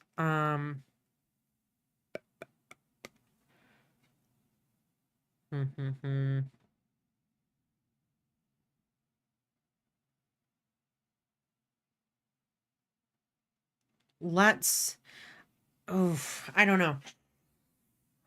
The animation one, let me see how long that video is, because I might have you guys do the animation, like watch the animation section of Eve from the past video that I have, and then just have this do next week. And then next week we can get started on another type of infographic. We can go over these Eve bots, which would be nice because then it gives us more time. Okay, yeah, that's what I'm going to do. I am going to have from the module here. Let me bring this over. From the module here. So I'm not going to teach this on Tuesday. What I want to do is I want to go over these videos with you guys on Tuesday, or on Thursday, either one. So we'll make it Thursday's class, that this will be due. So let's change the due date here. So instead of the 23rd, we're going to make it due between the 26th and the 2nd of November, which gives you guys kind of the weekend to watch this. Let me save this real quick. It'll give you the weekend to watch this video right here and learning how to animate this. And then if you guys want live feedback in class, I want you guys to have this done by Thursday of next week. So in a week, have this all animated and ready to go. And then on Tuesday, what we will do is we will go over the next project, which is going to be a 3-scene animation inside of After Effects. And so that way it gives you guys a little bit more time to work on this one. Oop. It gives you a little more time to work on this one since it'll be due on next Thursday, and between next Thursday and the Thursday after. But we're kind of having to maybe stack these projects here right now just because of the one project taking a little more time than we thought. It took 3 classes. And so I have to figure out these a little bit more. So this stream right now covers modeling and rigging, and we will watch the old animate video on our own. Correct. That's what I'm going to have you guys do. Thankfully, the animation for this isn't super hard, and I think the video, if I click on the link, cool. So the first half of the video is student questions, which you guys can ignore, and you can just go from this one. Belle put time codes in here, so it'll only be about half the class. So, and you guys can watch it in 1.5 time if you go up here and go to playback speed, and you can watch it here if you want to, and it'll play it back a little bit faster. But this way, it'll show you guys how to really add the camera and do all the animation stuff. And that way you guys can have it ready for next Thursday's class. And on Tuesday, I'll teach you guys how to create like a 3-scene animation using like with the butterfly and everything. Or I might have you guys do your first revision round. So I'll kind of think about that over the weekend. But yeah, I want you guys to, on your own time, watch this animation video here over the weekend. So instead of like a live online class for this, we're going to do this part online. The reason being is because we're going to have a project later on here where you're doing color.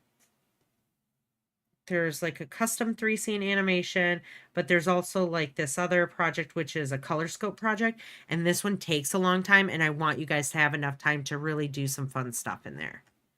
So that's why I want to do that. That's why I want this part to be online. The animation part. So let's though jump into how to do the face for Eve. I'm going to start off with an ellipse here. And I'm going to I'm not going to double click. I'm just going to drag holding down shift so I get a perfect circle. And I'm going to center her head in here. Thank you for clarifying that, Lena. And I'll write an announcement as well. No, you don't have to. You can choose which ones to watch. So if you want to watch Dr. Farina animate his, like, there's past ways that he's done it. So if you want to watch the past ways that he's done it, you can. But really the animation modeling, those are the ones that I've done. And so those ones are just sectioned out, and his might be a little bit faster. He might have a little bit of different techniques inside of his as well. So it's up to you which one you would like to watch. Really quickly, I'm going to grab, well, first of all, I don't want this to have an outline, and I want it to kind of be black. Because if I look at Eve's face in the reference photo, her face, this one's kind of funny. This is kind of like an upside down jelly bean shape, which we can kind of mirror after that a little bit. And then her eyes, which I might put her eyes at more of an angle and more like almond shaped, but let's go in here. I'm going to take the stroke off because I don't want the stroke. And I'm going to grab my selection, my direct selection too. I'm going to grab the bottom, and I'm just going to kind of arrow this or holding down shift and drag this upwards. I think that's a nice shape here. I want to kind of drag this out to the side a little bit more. Holding down shift, 70 pixels that way. Negative 70 this way. Cool. So they're even. It says there. I like this more of this like egg shape. Grab this. Holding down shift, just bring it down a little bit.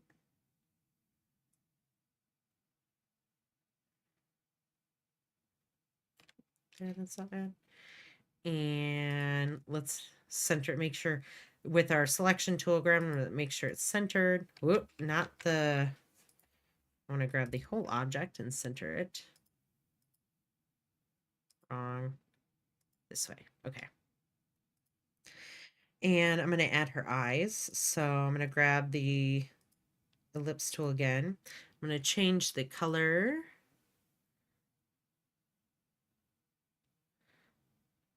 Let's go for like pinkish violet eyes this time. So I'm going to go,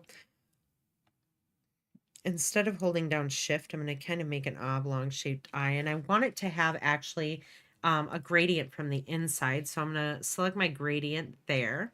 And then a gradient panel. There's a gradient panel over here on the side of your Illustrator that allows you to select different gradients. So here you have like a directional gradient. Here's a radial gradient. And then here's an option where you can customize like where your gradient is.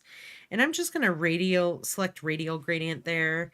And then under the black, I'm going to pick kind of a darker,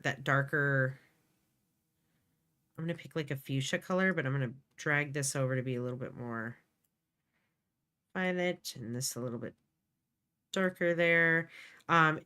If you don't want to do the RGB, if you want hue, saturation, brightness right there, you can do it. You just have to click this little hamburger menu here and select HSB, hue, saturation, brightness. And that's a little bit easier, so you can pick like a darker, kind of like a darker color. And then this one here, undo this one. I'm going to double click this and bring this to like a fuchsia color as well, but I want it to be a little bit brighter, a little bit lighter.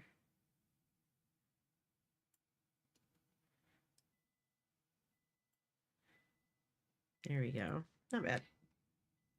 And then if you grab this this little black box right here and you pull out, it allows you to adjust kind of like the area of your gradient. So I'm going to bring that to about there. Grab this, and then I'm going to, I think I'm going to holding down shift, or actually if I go into my properties panel up here, and I can change the angle directly to an exact amount. So I think I'd want to be 45. I wonder, is that like a 45-degree angle? Nope, that is way too angled. Let's do 30 is even too much. Let's do 15, half of that. And let's type in -15. All right, that's not bad. I'm going to bring her eye kind of over there. And then I want to mirror this, not repeat it, but I want to mirror it. And so I'm going to hit Control C to copy, Shift Control V to paste in place. And then up here in my properties tab, I'm going to flip horizontally, and then holding down Shift, go like this. In fact, I'm going to grab them both and distribute them evenly. Distribute center, distribute this way. And then I'll group those together and then select the head at the same time. And I want them just to be centered with each other. So I want to horizontally align them. If I vertically align, it'll bring those down a little bit further. I didn't want that. I just think the horizontal alignment is okay.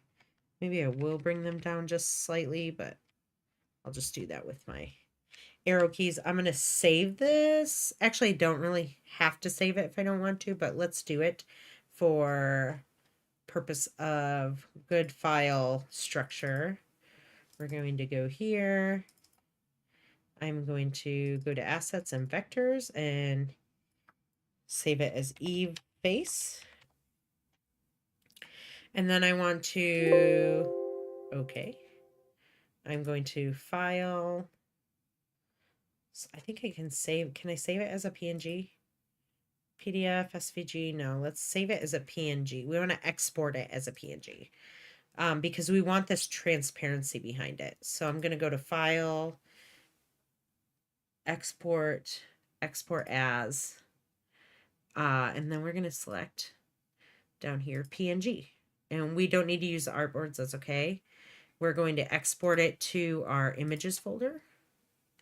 And the Eve face name is fine. We're going to hit OK. Maybe later. All right, we should be okay here.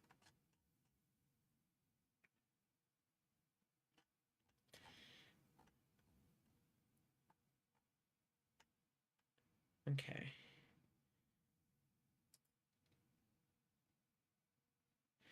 And now we're going to go into here. And inside of Cinema 4D, we are going to create a new material. And I'm going to double click this material. Oh no, the material editor looks way different than I'm used to. Okay, let me see here. Okay, the material manager looks way different on this side, but that's okay. I'm going to work kind of on this side where I'm more comfortable. And so I am going to go to the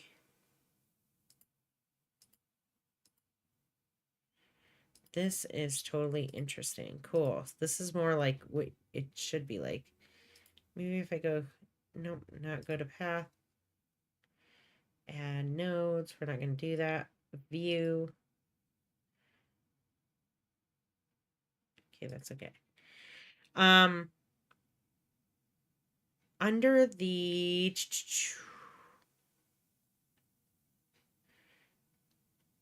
color channel. So I think it'll be basic properties. Yeah. Let's see here.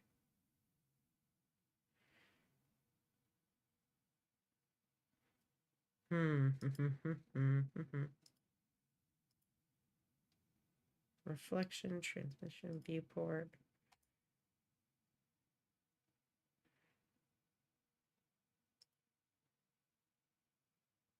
Crazy. This is the new update.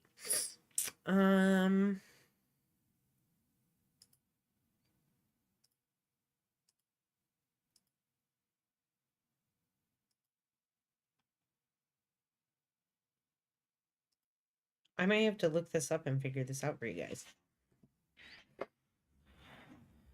Where I would put the image.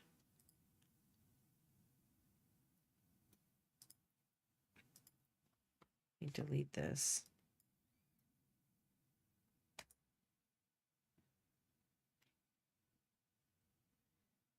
Crazy.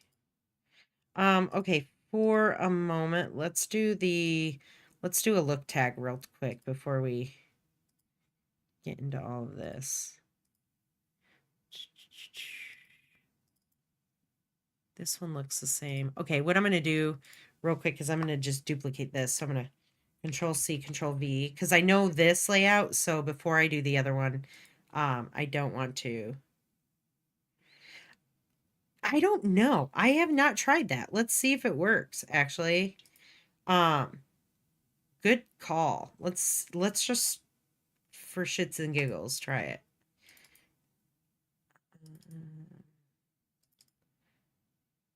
Under assets, images,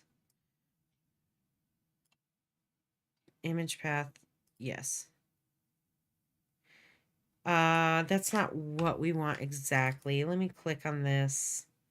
Let me create that new one. Let's double click on it and let's just try and drag this onto the material.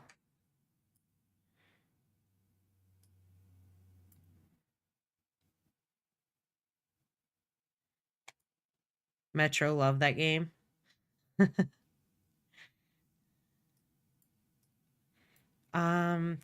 Shoot. I don't think it's gonna work that way.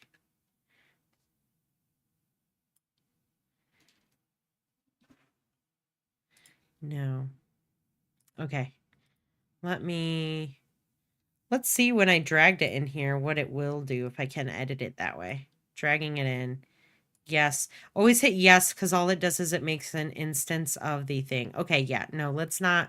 Let's just right now duplicate the glossy one that we grabbed from the material manager, and let's just edit this. So I'm going to rename this one to Eve Face. And I'm going to double click on this.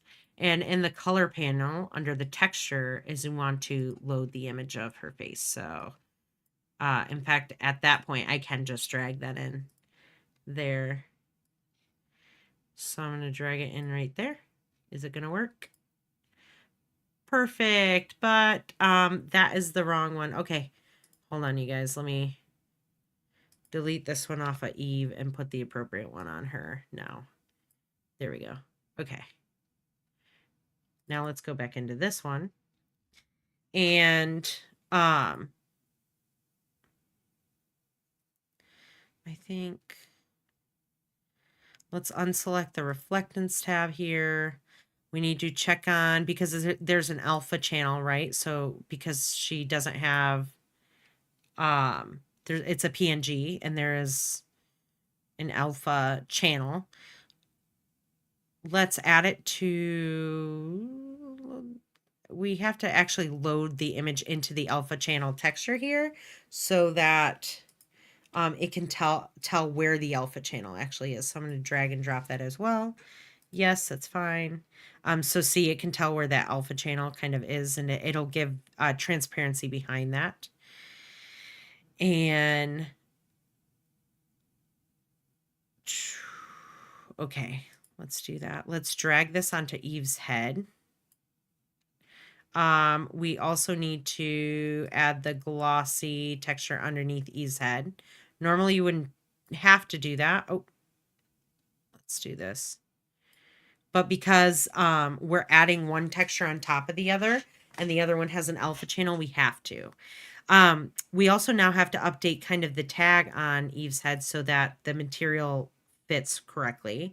We do not want the projection of this is simple, that's fine, but we don't want it to project on the sides, just in the front. So you're going to select front there.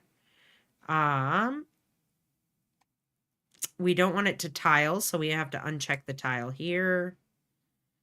And we want the projection to be flat. So not UVW mapping, but flat right there. All right, cool. So making sure to change the projection to flat, the side to front, and then unchecking tile. And then we need to make sure that we want to scale this onto her head correctly. And so up here, right next to model mode, there's a material mode, and we're going to select that material mode, and we're going to hit T on our keyboard to scale that. And we're going to just kind of grab that down. We're going to hit E to move it upwards. T again, we're going to scale it down like this. E, move it up. T, just kind of scaling back and forth until it fits her head much better. Let's go into our different view here. We get like a more of a head-on view. That's actually really nice. That's perfect. Maybe make it a little bit bigger here. Cool. We'll do that.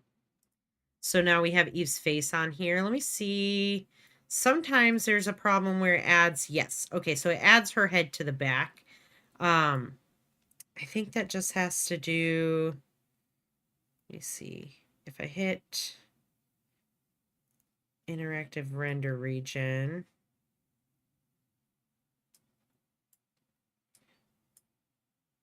let's give the interactive render region. Come on, where is it? Okay, we need to see her head. It's not going to show up when right away because for some reason it's automatically put on her head backwards. So we need to rotate the material. So let's undo the interactive render region. Oh, I don't want that whole thing selected. All right. And with the material texture mode selected, you're going to hit R for rotate. We're going to rotate this holding down shift 180 degrees. And then when we hit the render region, it should work. Here. Come on now.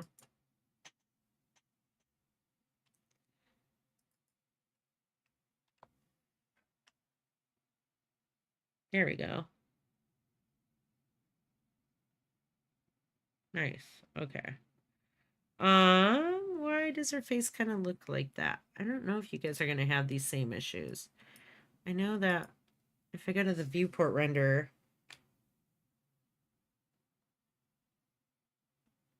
interesting. Interesting. Why is it doing that? You guys are going to have to let me know if you're having that same issue. I do not know why that's going on. Oh, okay. So I'm going to have to buff up on some stuff before we do our next Cinema 4D project because I need to figure this issue out here and also the material manager thing. So let me know if you guys are having this same issue with this on that as well. It could be that there is no lighting. That's a good point.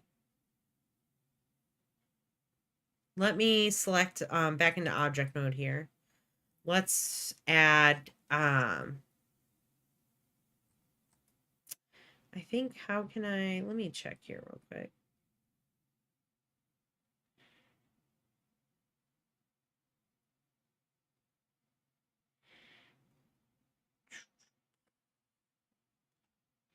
I don't think there's a way to remove. Is there a way to remove?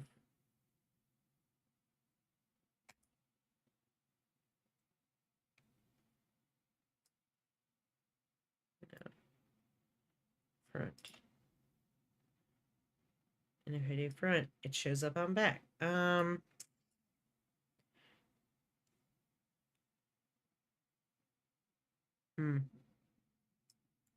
Oh, you don't even have to really scale the... Maybe that's why. Maybe if I would have not scaled it like that using the material mode.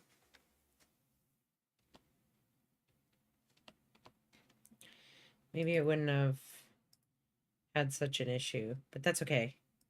But you can obviously then scale it in different ways. So if you want to scale you can do that mode if you want to, or you can use the length U and length V to adjust the size of it. I don't want to do that. I think I've just left it before because in the back, I don't know. I'll have to problem solve that as well because I think there's an answer in how we can get that removed off the back. It's not a big deal though because we're not going to be showing the back of her head. But I do want to create a target tag for you guys really quickly. And so because you guys already know how to create the backdrop and adding the lights, so I want you guys to do that. And then you guys can add a camera in if you want to, or you can wait and watch. You'll see it in the video as well. But the target tag, that's a big one. And so what the look or target tag does is it allows us to give a point in space that we have some kind of object always looking at, right?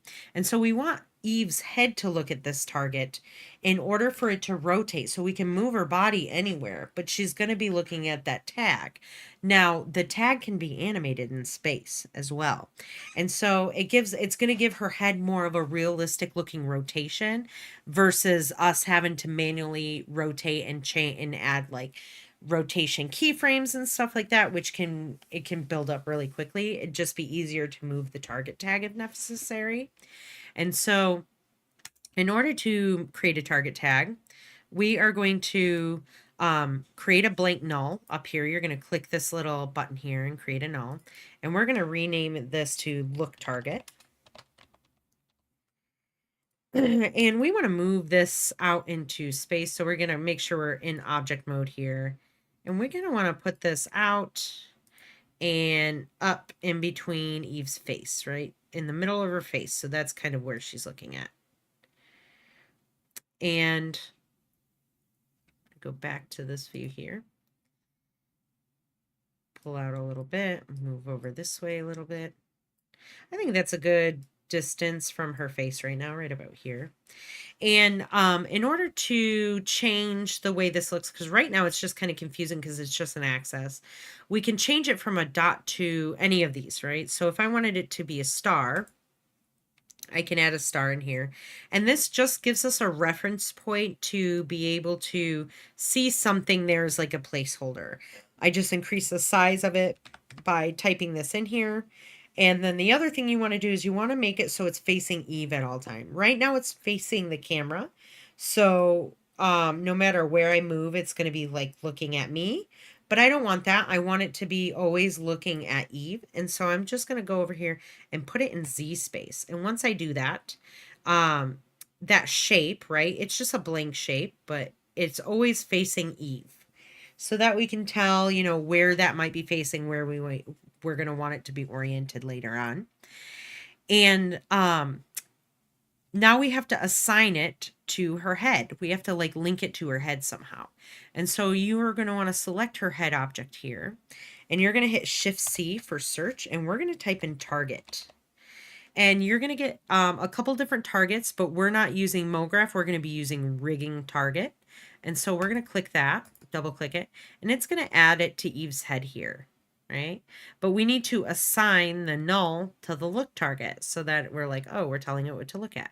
And so right down here, there's an option that says target object, and we're going to just drag this null, the look target null that we made, into the target object. So now, so we've got this look target here, right? If this look target moves, she's going to look with it. If it goes up or down, right? She's going to look with it. Or, oops, let me just do that again. It's there. Cool. Still attached. Nice. Or if we move Eve's body, right? She's going to still be looking at that target. A very powerful kind of simplistic rigging option there. Oops, I didn't mean to do that. Let's get back out. Excited hands. Okay. But that gives us the option so that when Eve is going to fly into the scene, we can, instead of having to animate her head moving around, she's just automatically going to be looking at the target. The target could be in front of the camera if you want her looking into the camera, right? The target could be off screen, which you'll end up animating as well. And so that's that's going to be the next part of this whole series for this project, is going to be animating, where you're going to use motion capture to animate the direction of Eve. In fact, let me change the backdrop real quick. I want to increase the rounding more here so it's a little bit smoother. Put this at 1,000. But you're going to animate her flying into scene. She's going to look around a little bit. So you're going to animate the look target in order for her to kind of look in different directions. And then she's going to hover. She's going to be hovering in space at that time. And then she's going to fly off screen. So you guys are going to be animating her body, the look target. You're also going to be animating her little arms. And it's a very fun section of the project. It's actually easier because you're using the motion capture, which is called cappuccino. So if I go Shift C and type in cappuccino, it's the option here to use motion capture. Now they spell it wrong, which drives me nuts, but if you just type in cap, you can find this here, and we'll show you in next class how to do that, or in the next video, right? You're going to watch that video. I'm going to increment and save this because I've got everything all set. File, save incremental. And all you guys will need to do is add lights into the scene. And then you'll add the camera later. But the lights are here. If you guys are on the older version, I would stay on that version if possible. Or I'm sorry, the lights are right here. Maybe there's a Shift C. Shift C is great because it's your overall search. So maybe there's target light. Perfect. You can still select a target light. Nice. So I'd probably put one. That's actually kind of perfect. Extend this out so it's much wider. The target itself is pretty much in the center, which is great. I would go back here and select the actual light itself, and I would hit Control and I would duplicate that and move it this way, and maybe move it forward, back a little bit more. And I would name this one like key light.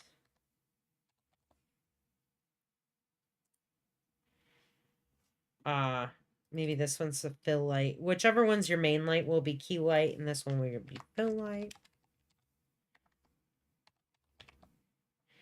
And then I could change the colors of them.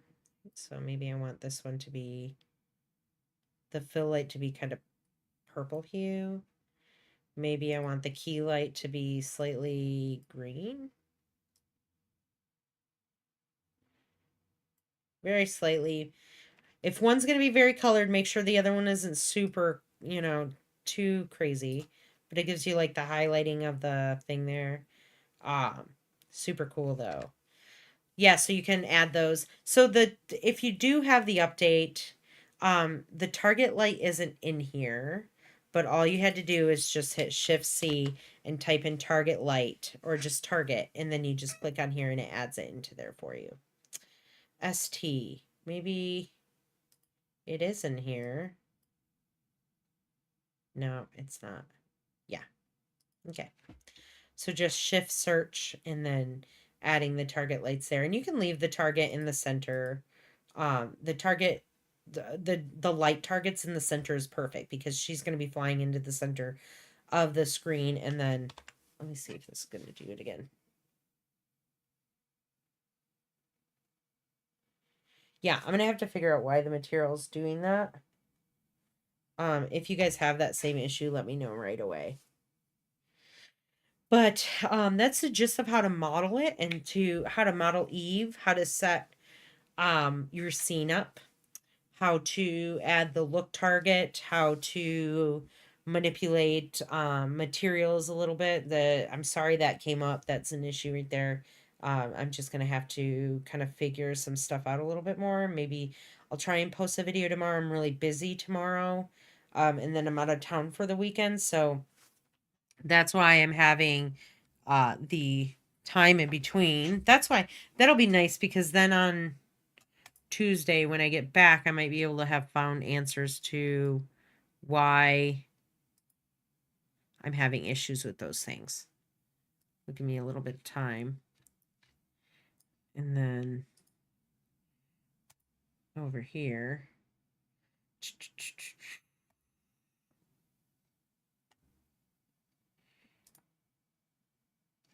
Yeah. So, yeah, these are different ways of modeling, rigging, and another way to animate, and another way to do the face on your EveBot. So maybe this one will work a little bit better for you guys.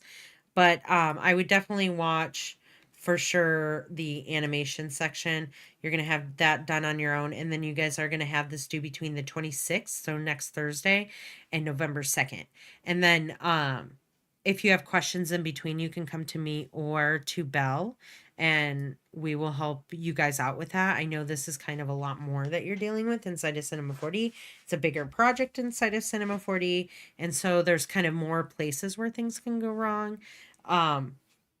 But making sure, the other thing I want you guys to make sure to do is to make sure your render settings and stuff inside of Cinema 4D, and making sure you're setting up the project initially as well appropriately, right? So changing the frame rate, changing the timing, going into the viewport settings and updating the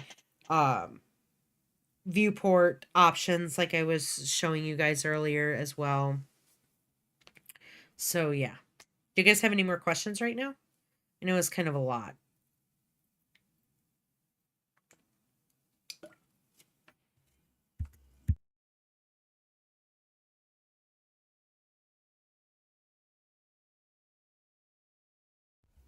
Okay. Are we doing viewport render or physical? Whichever one works out better for you. If it's really, really slow, if you get it done early and you have time to render it out in the physical renderer, it will look better. It will look like this, right? You'll have nice reflections and stuff in there. If you are rendering out in the viewport renderer, then I would definitely consider, or if you're crunch on time, I would consider the viewport renderer.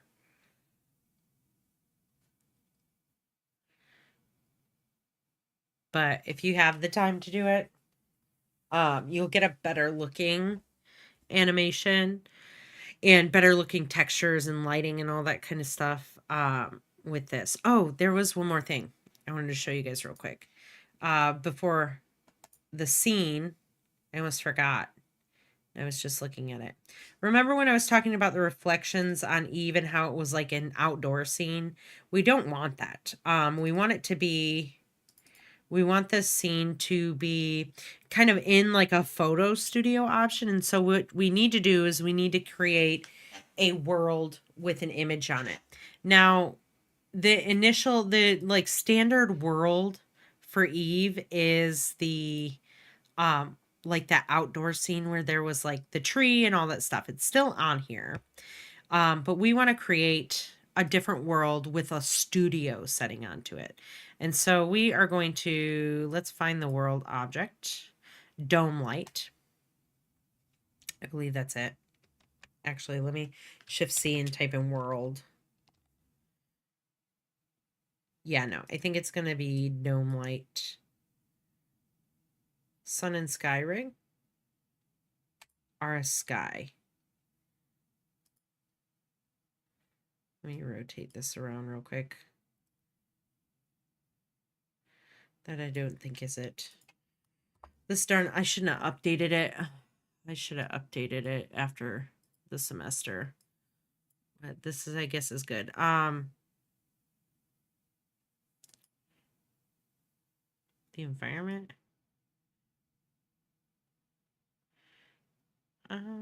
Let's try that.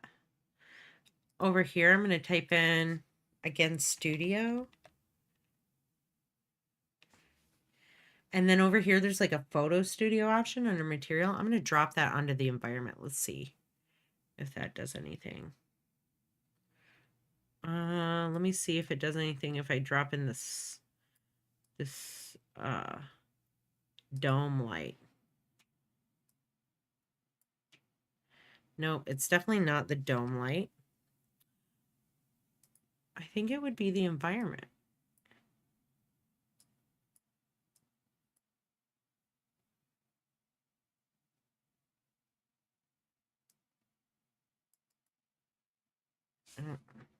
This.